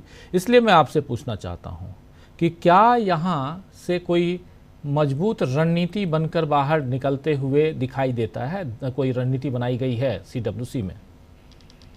बिल्कुल रणनीति बनाई गई है, बहुत मजबूत बनाई गई है, और दोनों मुद्दों पर जो है कांग्रेस पूरी ताकत से लड़ेगी। पहलगाम के मुद्दे पर तो सीधा सीधा उसका सरकार से ही सवाल है कि सरकार को ही करना चाहिए, और जाति गणना के ऊपर वो क्या क्या होना चाहिए इसकी बात राहुल गांधी कर रहे हैं। आज खड़गे जी ने की कि क्या क्या चीजें लागू होना चाहिए, निजी शिक्षण संस्थाओं में आरक्षण की बात करी उन्होंने। तो ये सारी चीजें बहुत जल्दी डॉक्यूमेंटेशन की शक्ल में सामने आएंगी। दोनों मुद्दे दरअसल देखिए एक दूसरे से जुड़े हुए हैं। पहलगाम पे कांग्रेस का कहना है कि आप कार्रवाई करिए, हम आपके साथ हैं, और जाति गणना पे आप एक टाइम फ्रेम दीजिए कि आप क्या करने वाले हैं, कब तक करने वाले हैं और कैसे करने वाले हैं। फर्स्ट स्टेज जो है वो आप कर दीजिए, बाकी काम हम कर लेंगे। आप जातियों की गणना करके सामने रख दीजिए कागज के ऊपर। अभी हमने सुना आज ही शायद चिराग पासवान कहीं कह रहे थे गणना कर लो पर संख्या मत बताओ जी। ये एक अलग तरह की राजनीति शुरू होगी। इसमें ही बहुत ही देखिए जटिल किस्म का सवाल है ये। अब इसको थोड़ा सा बताना जरूरी पड़ता है। जैसे मंडल के समय में भी ये हुआ था। मंडल के समय में जो आंदोलन था वो पिछड़ों ने किया था, ओबीसी ने किया था। अब इसमें जो है दलित और आदिवासी कितना साथ देंगे कितना नहीं देंगे, कांग्रेस इसीलिए सबको साथ लेके चलने की बात कर रही है कि सारे मुद्दे जो है इसमें दलित भी साथ में आए, आदिवासी भी साथ में आए और ओबीसी भी साथ में आए जी। बेसिकली तो ओबीसी से जुड़ा हुआ मुद्दा है ये। ओबीसी और ओबीसी जुड़ा हुआ मुद्दा है, फिर भी ओबीसी जो है पूरी तरह साथ अभी आएगी या नहीं आएगी कहना मुश्किल है। हालांकि ओबीसी के आज की टाइम के दो सबसे बड़े नेता जो हैं वो इंडिया गठबंधन के पास है, अखिलेश यादव और तेजस्वी यादव, दो सबसे बड़े नेता। तो ये जो है अपने आप में भारतीय समाज के अंदर बहुत सारी जटिलताएं हैं, लेकिन अच्छी बात यह है कि कांग्रेस का इनमें किसी भी वर्ग के प्रति न झुकाव है न किसी वर्ग के प्रति उसको कोई नाराजगी है। ये काम सिर्फ कांग्रेस कर सकती है कि वो सबको समान साथ में लेके चल रही है। तो ये सारी चीजें भी सामने आएंगी और कांग्रेस जो है बहुत मजबूती के साथ जाति गणना पे काम कर रही है। पहलगाम का मुद्दा जो है उसमें उसका स्पष्ट कहना है कि सरकार को करना चाहिए और जहां जहां राहुल जा सकते हैं, राहुल हॉस्पिटल भी गए, कश्मीर के अंदर घायल से भी मिले। राहुल कानपुर में पीड़ित के परिवार से भी मिलने के लिए गए। राहुल जो है शाम को कैंडल लाइट मीटिंग में भी गए अपनी एकजुटता दिखाने के लिए उनके साथ में। मोदी जी कहाँ गए? बिहार, वहां नीतीश कुमार के साथ वो जिन मुद्राओं में दिखे वो शोभनीय नहीं थी। और आज केरल में जिस तरह उन्होंने कहा कि रातों की नींद हराम हो जाएगी, भाई साहब रातों की नींद तो हराम हो चुकी है 22 अप्रैल के बाद जी। और बाकी जो बच्ची खुची है वो आपके मीडिया ने कर दी है। इतनी हवाई बातें चला रही है कि जो असली मुद्दा है वो डाइल्यूट हो गया। अरे अगर आप संतुष्ट हैं तो फिर ये सब क्यों चला रहे हो? आप यही पूछ रहे हैं ना, कांग्रेस संतुष्ट नहीं है मोदी जी ने इतने बड़े कदम उठाए। जी बिल्कुल संतुष्ट है। आप संतुष्ट हैं? कांग्रेस को पूछना चाहिए इन लोगों से कि मीडिया के हमारे भाइयों और बहनों, क्या आप संतुष्ट हैं? आपके परिवार संतुष्ट हैं? आपके दर्शक संतुष्ट हैं? और अगर सब संतुष्ट हैं तो जगह जगह ये दंगे, उत्पात, लोगों पे हमले, ये सब क्यों कर रहे हो और करवा रहे हो आप लोग? जी, ये सवाल क्यों कर रहे हो आप लोग? बिल्कुल बिल्कुल शकील जी, बिल्कुल बहुत बहुत महत्वपूर्ण बातें आप यहाँ कर रहे हैं। और कांग्रेस की रणनीतियों पे हम चर्चा कर रहे थे कि आखिर कांग्रेस क्या कर रही है। दूसरी तरफ इधर मोदी जी या बीजेपी या मोदी जी की सरकार, मोदी सरकार जिसको कहते हैं, जिसमें एनडीए भी है, एनडीए की सरकार कहें तो ज़्यादा बेहतर होगा, लेकिन फिर भी प्रोफेसर रविकांत जी, क्या यहाँ पर एक ऑलरेडी पहलगाम मसले के मामले के 10 दिन हो गए, 22 और आज 2 है, 10 दिन पूरा का पूरा, और जो देश में परिस्थितियां निर्मित हुई हैं, एक तरफ जनभावना है, दूसरी तरफ आप देखिए कि इसी बीच ये मसला, ये मुद्दा आ जाता है जाति आधारित जनगणना का। जाति आधारित जनगणना पे बहुत ऐसे वीडियो सत्ता पक्ष के साथियों के वायरल हो रहे हैं। आप भी बता रहे थे अभी, एक साहब जो कांग्रेस में थे वो कांग्रेस छोड़ के गए तो क्या क्या बोल रहे थे उस समय, और अब कहाँ फंसे हुए हैं। तो आपको लगता है क्या कि ये मामला जाति आधारित जनगणना के बारे में जो सवाल उठाए गए हैं, राहुल गांधी कांग्रेस पार्टी ने जो सवाल उठाए हैं, उन सवालों में फंसी हुई भाजपा नजर आती है? एक सवाल ये, दूसरी बात ये कि जब देश की इंटीग्रिटी और देश की सुरक्षा की बात हो, खासकर सिक्योरिटी की बात हो, तब आपको लगता है कि यहाँ कहीं ना कहीं सरकार से चूक हुई है, सेना से चूक हुई है। जो 26 लोगों की जान और उसके बाद अब उसको जिस ढंग से डाइवर्ट किया जा रहा है, उस पर सवाल तो उठने शुरू हो गए हैं, दोनों बात, क्योंकि ये दोनों सवाल कांग्रेस उठा रही है। जी, मैं पहले दूसरे सवाल से शुरू करता हूं। देखिए, 22 तारीख से जब से ये हमला हुआ है, बराबर ये सवाल पूछा जा रहा है कांग्रेस पार्टी की तरफ से, और भी जो भी जिम्मेदार नागरिक हैं इस देश के, वो ये बार बार जानना चाह रहे हैं कि वो कौन लोग आए थे, कौन आतंकवादी थे जो इन लोगों को हताहत करके और निकल भी गए। उस जम्मू कश्मीर में जहां पे 8 लाख के करीब आपके सिक्योरिटी फोर्सेस हैं, कैसे उस पहलगाम में जहां पे लोग गए हुए थे, पर्यटक थे, एंजॉय कर रहे थे, वहां पे कोई सिक्योरिटी नहीं थी। कुछ ये भी जानकारी मिली कि 10 चेक पोस्ट पर कोई भी सैनिक नहीं था। अब अगर इस बात की सच्चाई है तो ये, चूंकि मैं पुख्ता नहीं कह सकता, लेकिन ऑब्वियस है कि कोई आया तो कहीं से होगा ही। और सबसे बड़ा सवाल कि इंटेलिजेंस से चूक कैसे हो रही है। कुछ लोगों ने तो यहां तक कहा कि उसी समय प्रधानमंत्री ने अपनी यात्रा कैंसिल की थी, यानी जानकारी थी कि कुछ ऐसा हो सकता है। अब अगर जानकारी थी तो सरकार फिर कर क्या रही थी? मोदी जी वहां से अपनी यात्रा कैंसिल करके कहीं और चले गए। वो समय अरब के यात्रा पर थे, उन्हें देश की इतनी चिंता हुई अचानक कि वो लौट करके आते हैं, लेकिन जाते कहां हैं? बिहार, वो कश्मीर नहीं जाते। और प्रशांत जी तो बराबर इस बात को कहते रहे कि मोदी जी वहां कहीं नहीं जाते हैं जहां पे कुछ भी ऐसा हो। मणिपुर आज तक नहीं गए, और उतने ही विश्वास के साथ प्रशांत जी कहते हैं कि वो कभी कश्मीर नहीं जाए। तो जहां प्रशांत जी जैसे लोग इतना मोदी के बारे में विश्वास से, अब मोदी जी को उनका विश्वास तोड़ देना चाहिए, मुझे तो ये लगता है।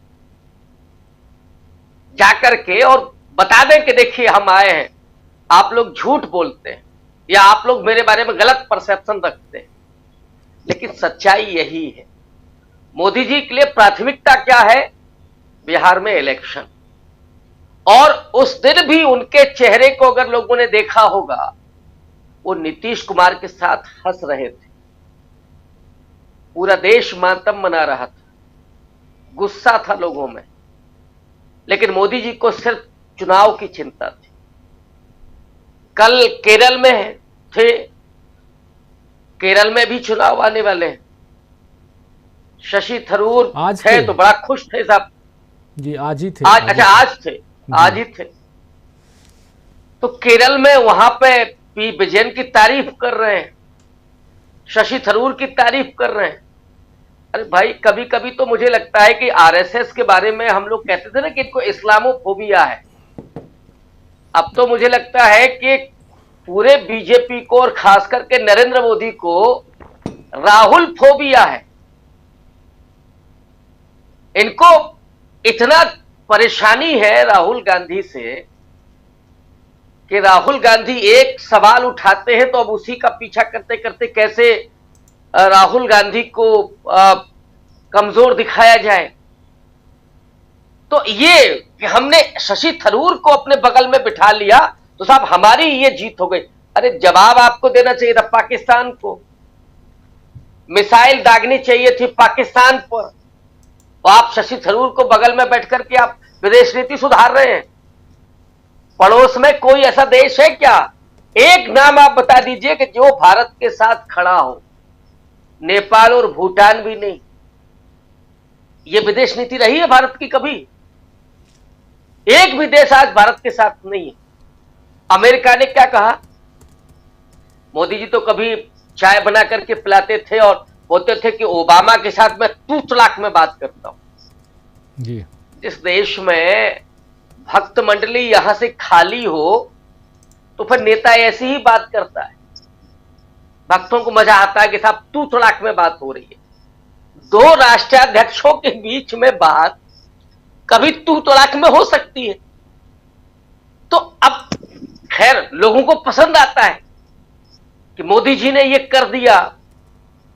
कुछ दिनों के बाद तो प्रमोद कृष्णम वैसे भी वहां अपने यहां बनवा रहे हैं एक मंदिर, मोदी जी को कल्कि का अवतार घोषित करके, और वहां मूर्ति वूर्ति लगाएंगे।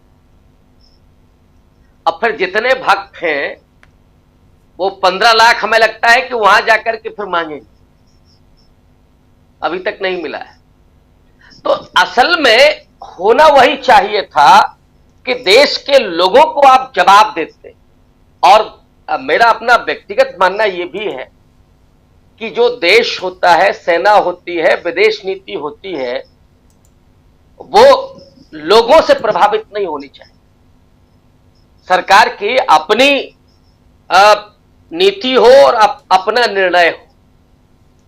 सेना कब हमला करेगी नहीं करेगी ये सेना का फैसला होना चाहिए जी। ये ऐसे जन समर्थन से नहीं होता है।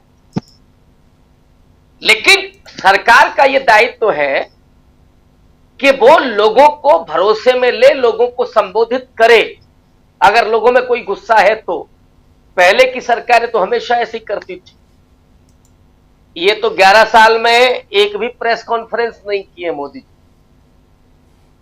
तो कोई सरकार की तरफ से पहल नहीं, और उठा करके आपने क्या किया कि जाति जनगणना लेकर क्या गया, और किसी को कोई भरोसा नहीं है। अब प्रशांत जी का मैंने अभी ट्वीट और फेसबुक पर नहीं देखा कि उन्होंने जाति जनगणना के बारे में मोदी जी की ईमानदारी को लेकर के क्या लिखा है, लेकिन ज्यादातर लोग तो यही मान रहे हैं कि वहां संख्या तो होगी लेकिन असलियत नहीं होगी, और जाति जनगणना हम कराएंगे लेकिन तारीख नहीं बताएंगे। ये खेल होगा। राहुल गांधी का एजेंडा छीन करके क्या करेंगे आप, क्या हासिल करेंगे? और इस समय जो राजनीति है, देखिए जो जाति जनगणना का मुद्दा है वो असल में ओबीसी का इशू है, असल में है तो पूरे देश का, लेकिन राजनीति में ये और ज्यादा कंसंट्रेट होकर के ओबीसी, अपर ओबीसी और ओबीसी में तब्दील हो रहा है, ईबीसी में, जो अति पिछड़ा समाज, जिसकी अब सबसे ज्यादा एस्पिरेशन बना, जो डेमोक्रेसी में हस्तक्षेपकारी भूमिका चाहता है। अब रोहिणी कमीशन की रिपोर्ट को हो सकता है कि चल करके मोदी जी लागू करें। अभी तो यह भी डिमांड आ रही है कि वर्गीकरण का जो सवाल है वो अब ईडब्ल्यूएस में भी होना चाहिए। अब सब जगह फिर जब वर्गीकरण हो रहा है तो ईडब्ल्यूएस में भी जिन लोगों को मिल रहा है तो उसमें भी तो कैटेगरी होगी ना, तो यहां पे भी वर्गीकरण हो। राहुल गांधी तो कह रहे 50% की सीलिंग खत्म हो, निजी क्षेत्रों में आरक्षण हो। तो मोदी जी जितना आगे बढ़ रहे हैं, सोच रहे हैं कि हम डाइल्यूट करेंगे, उतना ही अपने जाल में फंसते जा रहे हैं। सामाजिक न्याय की आपकी सीरत नहीं है, आपका असल में ईमानदारी नहीं है, तो आप केवल उसको डाइल्यूट करना चाहते हैं। ये भी देश जान रहा है। जैसे पहलगाम हमले के बारे में आपने पूरा सोशल मीडिया पर देखा होगा कि किसने कराया, किसका मकसद क्या, ये सब जान रहे हैं, लोग लिख रहे हैं ऐसा जी। वैसे ही सबको मालूम है कि जाति जनगणना में क्या होने जा रहा है, क्या क्या करेंगे मोदी जी इसमें। असली हालात वो नहीं होंगे जो राहुल गांधी कहते हैं कि व्यक्तिगत भले ही हमारी पॉलिटिकल नुकसान हो, लेकिन हम समाज हित में, देश हित में ये डिसीजन लेंगे। तो असली बात वही है कि आप केवल डाटा का वो एक ले आएंगे छद्म, या उसमें सच्चाई भी होगी, और मकसद क्या होगा उसका, जाति जनगणना कराने का मकसद क्या है। वो जो 56 सवाल तेलंगाना की जाति जनगणना में वो होंगे, या केवल आप डाटा भर दे देंगे। डाटा भर देना सवाल वो मकसद नहीं है जाति जनगणना का। जाति जनगणना सामाजिक न्याय का सवाल, अंक गणित नहीं समझाएंगे आप। सामाजिक न्याय के साथ कैसे नीतियां बनेंगी, कैसे क्या होगा, ये उस पर निर्भर करना है ना। राहुल गांधी उसकी बात कर रहे हैं और आप केवल अंक गणित की बात कर रहे हैं। ये देश मूर्ख है क्या जो नहीं समझ पा रहा है? राजीव जी। बिल्कुल बिल्कुल, आप सही कह रहे हैं। बहुत सारे सवाल आप प्रशांत जी के ऊपर छोड़ रहे थे। प्रशांत जी क्या कहेंगे? देखिए, एक तो पहली बात कि मुझे वाकई में संदेह है मणिपुर के रिकॉर्ड को देखते हुए कि मोदी जी कश्मीर जाएंगे जल्द, हाल फिलहाल में, और पहलगाम जाएंगे और देखेंगे, लोगों का हौसला बढ़ाएंगे। देखिए, प्रधानमंत्री जब जाता है कहीं तो तमाम लोगों का हौसला बढ़ता है।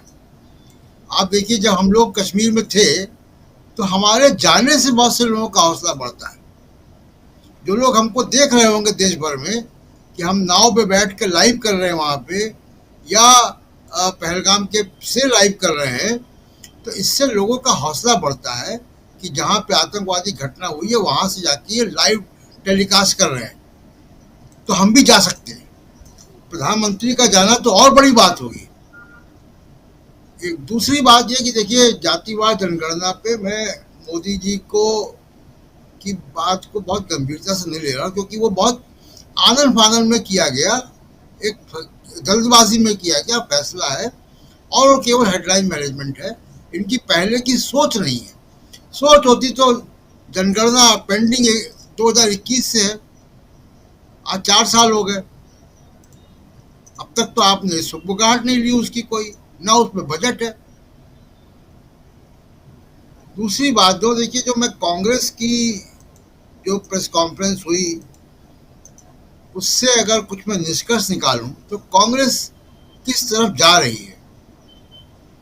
कांग्रेस की 2 स्ट्रेटजी दिखाई दे रही है यहाँ पे, दोनों मुद्दों पे, और साफ रणनीति दिखाई दे रही है उनकी प्रेस कॉन्फ्रेंस से। एक, पहलगाम के मुद्दे पर मोदी जी संकोच वाली राजनीति, संकोच वाले संकेत दे रहे हैं। जैसे पाकिस्तान का नाम नहीं लिया उन्होंने अभी तक, चीन का नाम भी नहीं लेते हैं वो, तो पाकिस्तान का नाम लेके बात नहीं कर रहे हैं। विदेश में जो सवाल खड़े हो रहे हैं उसका जवाब नहीं दे रहे। अमेरिका की एक बहुत ही कंफ्यूजिंग बयान आया, उसका जवाब नहीं दिया गया। टाल दिया, जिसको कहा जाए कि सेनाएं फैसला करेंगी, हम लोकतंत्र हैं, हमारे यहाँ फैसला लोकतांत्रिक सरकार करती है। ये फैसले पाकिस्तान में, राजनीतिक फैसले पाकिस्तान में सेना करती है, हमारे यहाँ नहीं करती, लेकिन उसको टाल दिया गया। प्रोफेशनल एडवाइस देना अलग बात है, लेकिन सेना तय करेगी, ये बात को टालने वाली बात है कि हमने अपने ऊपर से ये गठरी उतार दी। कांग्रेस की नीति बड़ी स्पष्ट दिखाई दे रही कि वो जवाबदेही तय करना चाहते हैं। अमित शाह की भी, एनएसए की भी, वो बहुत स्पष्ट तौर पे कह रहे हैं कि इंटेलिजेंस फेलियर हुआ। भारत की सबसे बड़ी अपोजिशन पार्टी, जिसका पास नेता प्रतिपक्ष भी है पूरे इंडिया गठबंधन का, वो पार्टी ये कह रही कि इंटेलिजेंस फेलियर हुआ, उसकी जवाबदेही तय होनी चाहिए जी। और पाकिस्तान के खिलाफ आप क्या कर रहे हैं? कांग्रेस पार्टी बहुत स्पष्ट रूप से पाकिस्तान का नाम ले रही है। मोदी जी ने एक बार भी पाकिस्तान का नाम नहीं लिया। तो ये बड़ी स्पष्ट नीति है कांग्रेस की कि मोदी जी का जो 56 इंच की छाती वाला जो पूरा एक ब्रांड इमेज है, उसको जरा नीचे लाया जाए। और जिस तरीके से अब तक हुआ है, मुझे नहीं लगता कि हाल फिलहाल में बहुत जल्दबाजी में कोई फैसला होने जा रहा है। ये हवाई जहाज की ड्रिल होती रहती है राजनीति। हमारे देश में इंडियन एयरफोर्स के पास 31 स्क्वाड्रन है। उन 31 स्क्वाड्रन में सुखोई से मिराज और राफेल सब कुछ है हमारे पास। Multi role, bomber, interceptor, transport aircraft, surveillance aircraft, अवाक, सब कुछ है। और उसकी रोज उड़ानें होती हैं। वो हवाई जहाज वहां धो पोछ के रखे नहीं जाते हैं, उनकी सॉर्टीज रोज होती हैं। स्क्वाड्रन रोज उड़ता है, रोज उसकी ड्रिल होती है। तो वो 31 स्क्वाड्रन है, 5 ऑपरेशनल कमांड है इंडियन फोर्स की, 2 एडमिनिस्ट्रेटिव कमांड है। तो इतनी बड़ी दुनिया की दूसरी तीसरी नंबर की एयरफोर्स है, वहां पे ये रोज होता है काम जी। लेकिन कांग्रेस की नीति बड़ी स्पष्ट है। कि आप किसकी नींद उड़ाने जा रहे हैं। पाकिस्तान की नींद उड़ गई कि नहीं उड़ गई आपसे, ये कांग्रेस की स्ट्रेटजी है। और अभी तक देश भर में, इवन वहां पे भी लाल चौक में जहां हम लोग थे अभी 2 दिन पहले जी, लाल चौक में भी कैंडल लाइट मार्चेस हुए हैं, पूरे देश में प्रदर्शन हुए हैं, मार्चेस निकाले गए। अभी तक वो मार्च दुख के साथ है, इन परिवारों के सहानुभूति के साथ हैं जिन लोगों ने अपने लोग खोए हैं, तो 26 लोग जिनकी मौत हुई है। धीमे धीमे ये जो गुस्सा है बढ़ेगा कि सरकार का एक्शन नहीं हो रहा है, और इसमें अपोजिशन पार्टी का भी एक रोल होना चाहिए। सरकार की जवाबदेही तय करेंगे, क्योंकि केवल 26 लोग मारे गए हैं, एक स्टेट की इकॉनमी पे हमला हुआ है, भारत की संप्रभुता पे और सिक्योरिटी पे हमला हुआ है, और बॉर्डर स्टेट है जम्मू कश्मीर। तो देश की जनता इस पे भी सड़कों पर आएगी कुछ दिन बाद। दूसरी उनकी जो स्पष्ट नीति नजर आ रही है जातिवाद जनगणना पे। देखिए, जातिवाद जनगणना न वैचारिक रूप से न राजनीतिक एजेंडा के रूप से बीजेपी के बॉल है। बीजेपी का एजेंडा नहीं है, वो कांग्रेस का एजेंडा है जी, और कांग्रेस ने इसमें काम किया पूरा। और वास्तविक रूप से तो एजेंडा ये आरजेडी और समाजवादी पार्टी का है। लालू प्रसाद यादव पहले राजनीतिक हैं, या शरद यादव जिन्होंने इस मुद्दे को उठाया था। कांग्रेस ने 2-3 साल से इसको उठाया हुआ है, लेकिन काम किया है, इस पर पूरा काम किया है। और तेलंगाना में एक बड़ा पायलट प्रोजेक्ट उन्होंने कर लिया है, तो उनको एक्सपीरियंस भी हो गया इसका। अब कांग्रेस की रणनीति क्या है, क्योंकि बीजेपी का जो समर्थक वर्ग है, बीजेपी का जो समर्थक मीडिया है, बीजेपी का जो व्हाट्सएप यूनिवर्सिटी वाले लोग हैं पार्कों में घूमने वाले, ये सारे लोग जो है ये जाति जनगणना के खिलाफ विरोधी हैं। जी बिल्कुल, ये जातिवादी लोग हैं सारे, ये आरक्षण विरोधी लोग हैं। कांग्रेस इस अंतर विरोध को उभारना चाहती है, और उस अंतर विरोध को उभार के वो बीजेपी को, मोदी जी को परेशान करना चाहती है। ये बड़ी स्पष्ट नीति कांग्रेस को भी मालूम है कि मोदी जी ने केवल घोषणा की है, पहलगाम की वजह से की है, बहुत आगे नहीं जाएंगे, लेकिन जितना कर दिया है उतना भी इनके अंतर विरोध को सामने लाने के लिए काफी है। जी राजू, बिल्कुल बिल्कुल। हमारे साथ जुड़ गए हैं सुनील शुक्ला जी। सुनील जी, आपके पास ही आना चाहूँगा। प्रोग्राम अब समापन की ओर है, जरा आपसे ही समापन करवाऊँगा ये कि आखिर क्या यहाँ पर ये जो जाति आधारित जनगणना वाला मामला आ गया है, इस मामले से बीजेपी खुद को, जैसे बोलते हैं ना, पैर में कुल्हाड़ी मार लेना, वो कर चुकी है? क्या बीजेपी यहाँ पर, बीजेपी के लिए जाति आधारित जनगणना जो है, कास्ट सेंसस जो है, वो गले की फांस बनने जा रहा है ये मुद्दा आने वाले समय में? और एक मुद्दा तो पैरेलली चल ही रहा है, जिसमें पूरे राष्ट्र को, पूरे देश को, कल को देश के लोग पूछेंगे कि पाकिस्तान के अगर आतंकी थे तो आखिर आपने पाकिस्तान के ऊपर क्या एक्शन लिया। हालांकि प्रधानमंत्री नरेंद्र मोदी कह चुके हैं कि सेना को हमने पूरी छूट दे रखी है, ये खबर भी हम लोगों ने देखी थी, पढ़ी थी। तो ये दोनों मुद्दे, और दोनों मुद्दे में सबसे बड़ी चीज़ कि पूरा देश नरेंद्र मोदी की सरकार के साथ है, बीजेपी के साथ है, कांग्रेस पार्टी भी बीजेपी के साथ है, चाहे वो पहलगाम मामले के बाद अगर कोई कार्रवाई करनी हो उसमें, और चाहे जाति आधारित जनगणना का मामला हो उसमें भी कि हाँ आपने निर्णय ले लिया, हम आपके साथ हैं, लेकिन टाइमलाइन बताइए कि कब करेंगे। और दोनों के लिए टाइमलाइन की बात चल रही है, क्या कहेंगे इस पे? धन्यवाद राजीव जी। एक तो विलंब से ज्वाइन करने के लिए मैं क्षमा चाहता हूँ, हमारे नेट की प्रॉब्लम थी। कोई बात नहीं। जी। तो देखिए, मोदी जी के या मोदी सरकार के या इस केंद्र सरकार के सामने एक सबसे बड़ी चुनौती जो पहलगाम की घटना है, और इस घटना को लेकर के कांग्रेस बीजेपी की तुलना में ज्यादा बेहतर तरीके से सरकार के साथ है। जब 26/11 की घटना हुई थी तो भारतीय जनता पार्टी इतनी मुस्तैदी के साथ कांग्रेस के साथ नहीं थी, उस समय की सरकार के साथ नहीं थी। उस समय तत्कालीन गुजरात के मुख्यमंत्री Narendra Damodar Das Modi ji gateway of India पे खड़े होकर के प्रेस कॉन्फ्रेंस कर रहे थे जी। उन्होंने सरकार पर, प्रधानमंत्री पर, सरकार की कार्यशैली पर, सुरक्षा चूकों पर, नाविकों की प्रताड़ना पर तमाम तरह के सवाल पैदा किए थे और उन्होंने कहा था कि सरकार को इन बातों की सफाई देनी पड़ेगी। प्रधानमंत्री की कार्यक्षमता पर भी उन्होंने सवाल पैदा किए थे।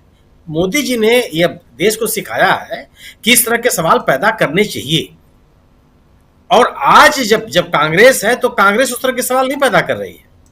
कांग्रेस एक स्वर से कह रही है कि हम सरकार के निर्णयों के साथ हैं और देश उन लोगों के साथ है जो लोग इस घटना में हताहत हुए हैं, जिन्होंने बलिदान किया है, जिन्होंने जो घायल हुए हैं। लेकिन सरकार इस मसले पर उस तरीके से आक्रामक नहीं है जैसा 26/11 के दौर में कांग्रेस की सरकार आक्रामक थी। उसने कार्रवाई की, उसने अंतर्राष्ट्रीय मंचों पर भी और कूटनीतिक तरीके से भी इसका प्रतिकार किया। ये जरूर है कि आप ये कह सकते हैं कि सैन्य कार्रवाई नहीं हुई। सवाल इस बात का नहीं है। अगर आज युद्ध नहीं हो रहा है तो निजी तौर पर मैं इसको सरकार की कमजोरी नहीं मानता। युद्ध किसी भी देश के हित में नहीं होता, लेकिन यह सवाल तो है जिसका जवाब मिलना चाहिए कि आखिर चूक कहां हुई। यह जवाब तो मिलना चाहिए कि जब हम और आप अपने आप को तकनीकी तौर पर सुरक्षा के मोर्चे पर इतने सशक्त मान रहे हैं तो आखिर वो आतंकवादी गए कहां? 9 दिनों से 10 दिनों से गायब कहां है वो? उनके बारे में हम और आप पता क्यों नहीं कर पा रहे हैं?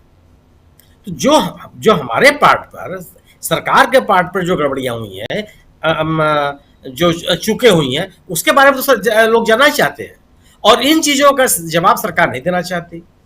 सरकार ने, मोदी जी ने अपने इस दायित्व को यह करके पल्ला झाड़ने की कोशिश की कि हमने सेना को पूरी तरह से छूट दे रखी है। अरे सेना दूसरे देश के सीमा में घुसने की का निर्णय खुद ले सकती है क्या? किसी भी लोकतांत्रिक देश में जहां चुनी हुई सरकारें काम करती हैं वहां पर सेना इस तरह का निर्णय लेती है? कभी ली है? हमारे देश में सेना ने कभी इस तरह का निर्णय लिया है क्या? ऐसे दौर में प्रधानमंत्री को, सरकार के मुखिया को आगे आकर के देश को और दुनिया को बताना होता है कि हम क्या कर रहे हैं। इस मौके पर प्रधानमंत्री जी ने नहीं किया। जो उनके बयान आए, उन्होंने जो बात कही गई, उन्होंने पाकिस्तान का नाम एक बार भी नहीं लिया। अंतर्राष्ट्रीय पैमाने पर भी अगर आप बात करेंगे तो 2-3 देशों को छोड़ करके कोई भी देश खुल करके हमारे साथ खड़े होने के लिए तैयार नहीं हुआ। ये तो कहता है कि भाई हमको सुरक्षा का, आत्मसुरक्षा का अधिकार है, लेकिन यह भी अमेरिका जैसा देश कहता है कि युद्ध ऐसी स्थिति में संघर्ष नहीं निकल जाना चाहिए कि रीजनल क्राइसिस पैदा हो जाए। ये किस तरह का समर्थन है? तो जो कूटनीति के स्तर पर, डिप्लोमेसी के स्तर पर भी जो हमारी बढ़त होनी चाहिए थी वो भी नहीं दिख रही है। प्रतिकार के स्तर पर जो आक्रामकता हमको दिखनी चाहिए वो भी नहीं दिख रही है। जो सुरक्षा संबंधी चूक हमसे हुई उसको ठीक करने की जो हमको पहल देखनी चाहिए वो भी नहीं दिख रही है। अब इस पूरे के पूरे मुद्दे को ला करके टालने के लिहाज से, इस बहस को डाइवर्ट करने के लिहाज से या बिहार के चुनाव के मद्देनजर प्रधानमंत्री जी ने जाति जनगणना की बात ली। जाति जनगणना के पक्ष में भारतीय जनता पार्टी कब रही है? पिछले 11 वर्षों में जाति जनगणना को लेकर के भारतीय जनता पार्टी, चाहे सरकार ने विमर्श का दरवाजा कब खोला? स्वयं संगठन के स्तर पर, सरकार के स्तर पर, प्रशासनिक स्तर पर कब स्थिति हुई कि विमर्श के दौर चले हो कि अचानक आपने 11वें वर्ष में, अपने सरकार के 11वें वर्ष में आपने घोषणा कर दी कि हम जाति जनगणना करेंगे। अभी यह सरकार सर्वोच्च न्यायालय में लिख करके दे चुकी है, एफिडेविट दी है कि जाति जनगणना संभव नहीं है। प्रधानमंत्री जी ने जाति जनगणना को अर्बन नक्सल का परसेप्शन कहा था। ये कि अर्बन नक्सल परसेप्शन है। भारतीय जनता पार्टी के सभी शीर्षस्थ नेता एक सिरे से कहते रहे हैं कि यह देश को और समाज को बांटने का निर्णय है। तो अचानक से आप जाति जनगणना के पक्ष में कैसे आ गए? और अगर आप जाति जनगणना के पक्ष में आ गए तो क्या आम व्यक्ति, इस देश का आम नागरिक इसको स्वीकार कर लेगा?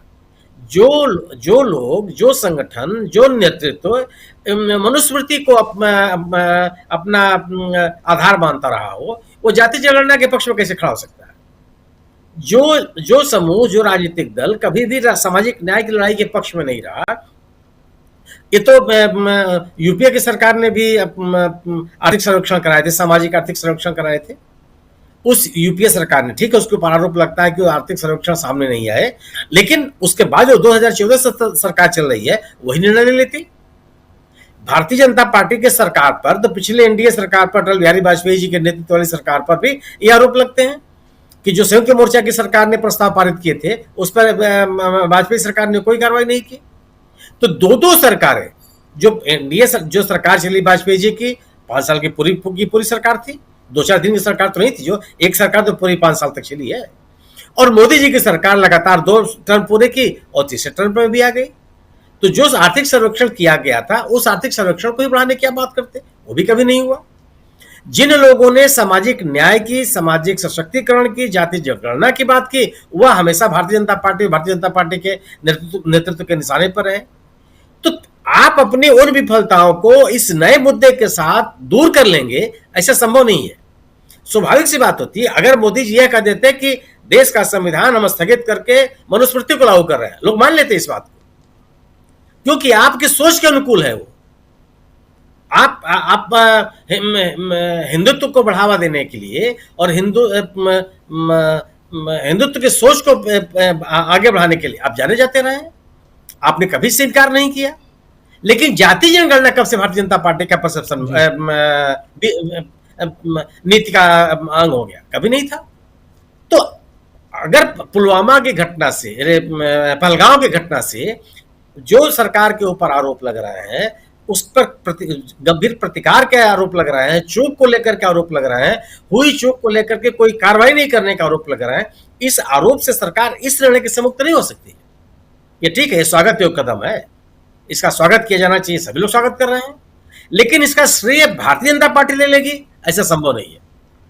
क्यों? भारतीय जनता पार्टी सामाजिक न्याय, सामाजिक सशक्तिकरण की राजनीति करने वाले जितने भी राजनीतिक दल हैं, जितने नेता हैं, उनके खिलाफ खड़ी रही है।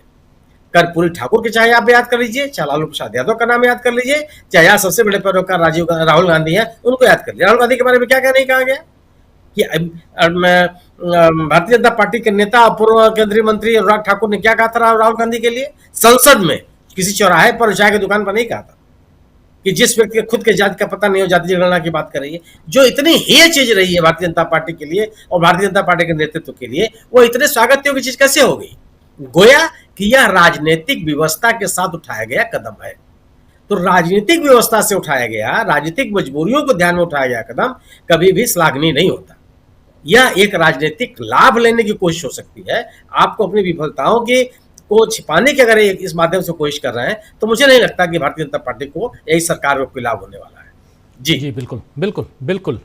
भारतीय जनता पार्टी बहुत बुरी तरह, यानी उनकी सरकार जो है बुरी तरह फंसी हुई है, ये साफ दिखाई दे रहा है। मुद्दे पे मुद्दे बदलते जा रहे हैं। और आज तो गंगा एक्सप्रेसवे, आप जानते हैं कि यमुना एक्सप्रेसवे है, गंगा एक्सप्रेसवे है जो आगरा से लखनऊ के लिए है, और अखिलेश यादव के शासनकाल में वो बनाया गया था। उस पर मिग को उतारा गया था, फाइटर प्लेन जो हमारे हैं अपने देश के, उसको उतारा गया था। आज फिर उतारा गया, रात को भी कहा जा रहा है कि उस पर उतारा जाएगा, टच डाउन होगा, सब कुछ दिखाया जा रहा है। बिल्कुल देश जो है वो युद्ध के मुहाने पे है। ये रात दिन आप देख रहे हैं national media channel so called, जिनके लिए एडवाइजरी है, एडवाइजरी हमारे लिए भी है, लेकिन वहाँ सब कुछ दिखाया जा रहा है, सब कुछ बताया जा रहा है। लेकिन दुखद है कि यहाँ अगर बताया जा रहा है तो परेशानी बढ़ जाती है। ये बहुत दुखद है। सुनील जी कुछ जोड़ रहे हैं, सुनील जी का आवाज़ बढ़ाओ।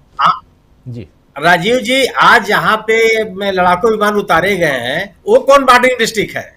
सीमा का राज के जिले थोड़ा, शाहजहांपुर कब से सीमा का जिला हो गया? अगर आप देश के लोगों को अन्य एक सुरक्षा का भाव भी देना चाहते हैं तो सीमावर्ती इलाके वहां भी तो हो। ये शाहजहांपुर और उन्नाव कब से कब सीमा के क्षेत्र हो गए? ये उतारे गए हैं जो आज है वो उत्तर प्रदेश के एकदम तराई के इलाके हैं, तो आप वहां उतार रहे हैं इसको। अच्छा, यह हाईवे पर या एक्सप्रेस वे पे उतारने की, जहाजों को उतारने का क्रम पहली बार नहीं। इसके पहले अखिलेश यादव की आगरा एक्सप्रेस वे पे उतर चुकी है, इटावा के पास। ये गंगा एक्सप्रेस वे पर आपने जो मेरठ से लेकर के शाहजहांपुर होते हुए इलाहाबाद तक जा रही सड़क, उसके ऊपर आपने उतार दिया। तो ये तो पिछली सरकार ने किया था, आपने भी किया। और अगर ठीक है, बिल्कुल आप लोगों में सुरक्षा का बोध पैदा करने को हो तो कम से कम सीमावर्ती इलाकों में तो हो वो। बावजूद इसके मैं कहता हूं, मेरी निजी राय है कि युद्ध अगर नहीं हो रहा है तो कोई खराब बात नहीं है। किसी भी देश की तरक्की के लिए युद्ध को टालना बहुत, अगर टल सकता है, लेकिन अन्य मोर्चे पर तो आप प्रतापी हो। युद्ध को टालने का मतलब नहीं कि आप अन्य मोर्चों पर भी इतने सशक्त दिखाई पड़े कि एक संदेश जाए, और जो लोग इस घटना के जिम्मेदार हैं उनके खिलाफ एक गंभीर से गंभीर कार्रवाई। जी बिल्कुल जी, बिल्कुल आप सही कह रहे हैं, बिल्कुल सही कह रहे हैं। बहुत कुछ डिमांड, बहुत कुछ है। देश की जनता की बातें हम आप तक पहुंचाते हैं, खबरें आप तक पहुंचाते हैं, तो देश की जनता की डिमांड बहुत है और उस डिमांड को फुलफिल करने का काम नरेंद्र मोदी की सरकार का है, क्योंकि सत्ता पर वही काबिज है। और हम उम्मीद यही करते हैं कि बिल्कुल 56 इंची सीना जो कहते हैं उसी हिसाब से नरेंद्र मोदी जनता की डिमांड को